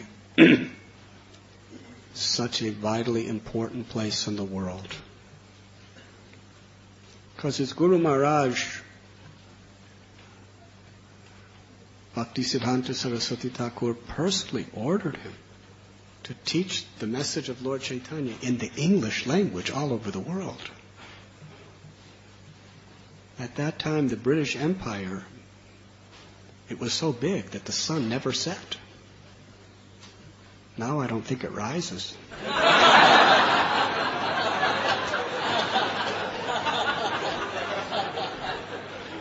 And if it does, it's too foggy to see it. But they controlled India, Australia, Canada, so much of Africa, so many places. And the English language became the prominent language on the whole planet due to London. Yes, they just spread out. So that was the natural place to establish Krishna consciousness in the English-speaking world. And of course, he was not satisfied with his disciples' efforts. But later on, Srila Prabhupada, he got a boat to New York, and within a couple of years, he sent some of his nicest Grihastha devotees to London. And since then, Krishna consciousness has been expanding. But not without tremendous obstacles. I'm not going to go into details, but the preaching in London is one of the most difficult places at one time due to internal problems and many, many obstacles and many heartbreaking experiences. And the majority of the devotees there, although wonderful devotees, they lost heart. And many of them, gave up the enthusiasm to preach. But through it all, Pranabandhu Prabhu and Shruti Dharma Prabhu have maintained like formidable pillars. The same kind of pillar Lord Nrsingadev came out of, actually. Their enthusiasm, their determination to perform their sadhana, commitment to Prabhupada's mission, and preaching. And really, very much by their efforts, especially preaching to Indians, which was what they were assigned to do. It's the largest, most successful Janmashtami celebration in the world. In London, what is it, about 90,000 people come to Bhaktivedanta Manor for Janmashtami. And there is dramas and kirtans and displays like you have never seen. And it's just such a wonderful project. And these devotees are just outstanding. And they have so much love and affection for Radha Gopinath Temple and their devotees.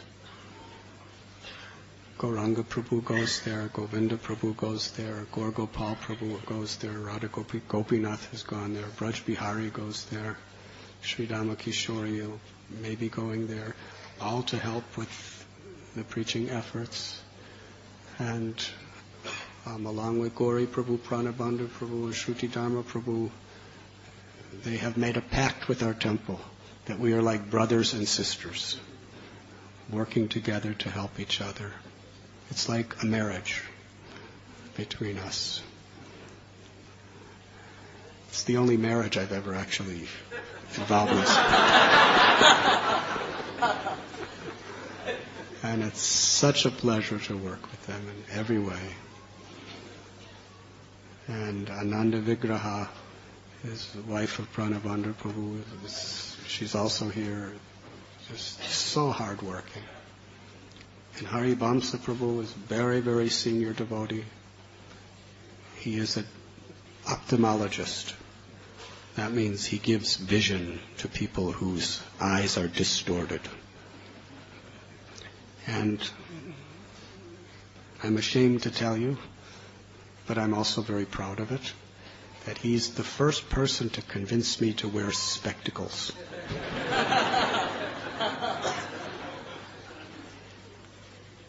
For years I was reading, and I was just wondering why in Kali Yuga the books are getting more and more blurry.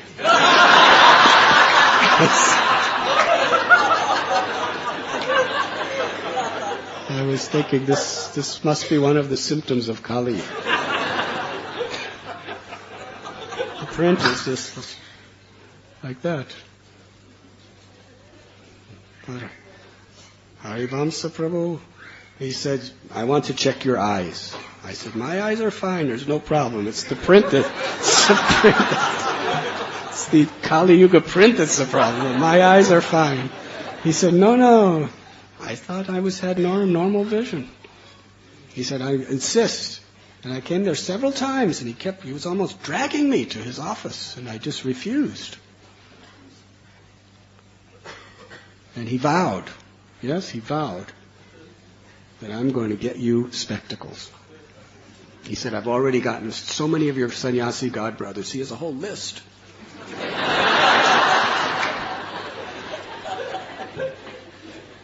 I said, I'm seeing very nicely, no problem. So just, he brought me to his house. He fed me so much prasad that I had no power to resist. So I sat in the chair and he put all these chemicals in my eyeballs. And then he did all these tests. And I thought, why did I subject myself to all this? And then he gave me spectacles. And then I put them on. And it was like Satya Yuga.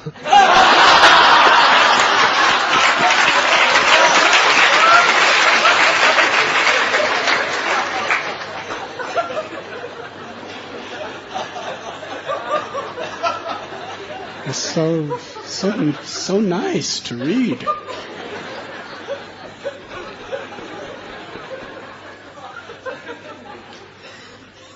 And his good wife, Krishna Purna Devi, is one of the most hard-working devotees. She takes tremendous leadership responsibilities for Bhaktivedanta Manor. And really these devotees are just super excellent Vaishnavas. And my heart is just melting with the thought that they have come here. Can you all stand up, please?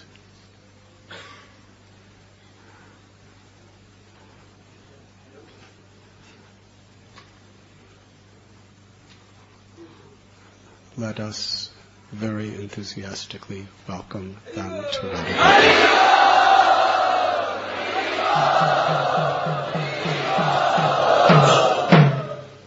And we also have Madhava Prabhu.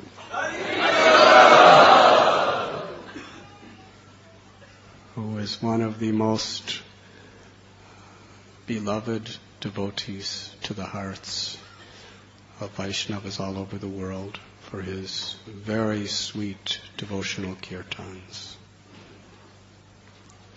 And I can say about Madhava Prabhu that the reason his kirtans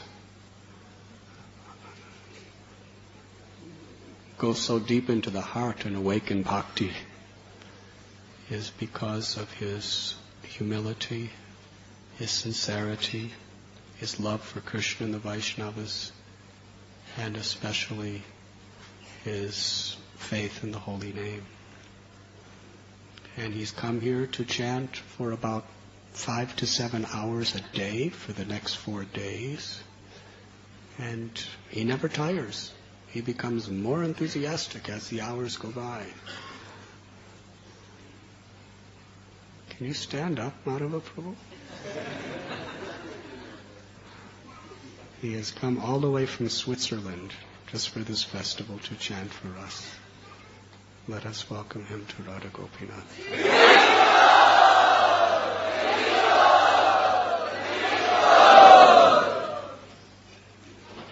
And there are so many other wonderful, wonderful guests. I'd like to say something about Krishna Abhishek Prabhu. He is from Calcutta, a disciple of His Holiness Srila Tamal Krishna Goswami Maharaj. Just a day and a half before Srila Prabhupada took Tamal Krishna Goswami Maharaj from this world, Maharaj was telling me that when he graduates with his PhD from Cambridge University, he wants to start a Vaishnav Institute of Learning in Calcutta. And the reason? Because he had so much love and confidence in his disciples in Calcutta, such persons as Krishna Abhishek Prabhu. His mission is he wanted to really infiltrate the academic world with Krishna consciousness,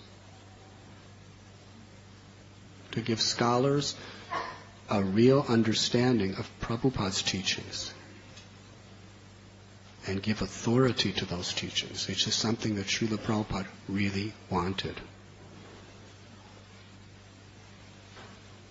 And to inspire people and devotees all over the world through this process. He was just finishing his PhD thesis when Radha Madhava took him to the spiritual world. Krishna Abhishek Prabhu, taking the spirit and the mission of his guru as his life and soul, he went to Oxford University and got a master's degree. And his thesis was on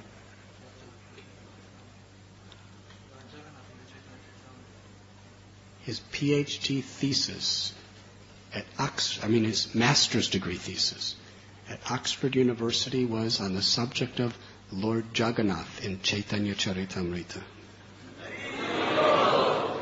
And his thesis and master's degree won very high distinctions from the scholars of Oxford. And now, following in the footprints of his Guru Maharaj, he's already been given scholarships to major universities. He's been accepted by Oxford, Cambridge, University of Chicago, and California. And he's selecting which one to work on his PhD. And one devotee named Garuda Prabhu, disciple of Prabhupada, has accepted to be his tutor, his guide. And the same PhD guide who was working with Tamal Krishna Goswami Maharaj has also accepted him. And what he's going to do, which just makes my heart overflow with happiness, is he's taking where his Guru Maharaj left off in his thesis and developing that and completing that thesis and expanding on it. And he's going to get his PhD on the Bhaktivedanta purports of Srimad Bhagavatam. This is Guru Nishta. This is Guru Seva, making the mission of his Guru his life and soul. And I have expressed to him that I can just feel Tamal Krishna Goswami's blessings just showering upon him from Goloka. His name is Krishna Abhishek, and I believe that Tamal Krishna Goswami is giving him an Abhishek of Krishna's mercy. And we're so happy that he's here. Can you stand up, please? Let us offer our gratitude to him by loudly chanting Hare.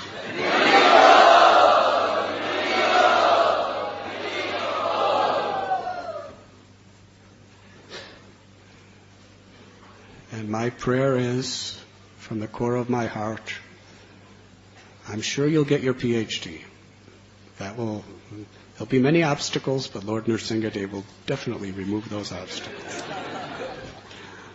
But my prayer is, along with your PhD, you always remain meek and humble. The combination of the two is an irresistible opulence that will attract Krishna and the hearts of so many conditioned souls. And to all of the other guests who have come, there's so many, we welcome you. At this time we will have Nam Sankirtan. Would you like to sing, Madhava Prabhu? Will you empower me? But stay close so you can take over. I'll just be the warm-up and then you can make everybody very happy. So, would you like to dance? Please dance.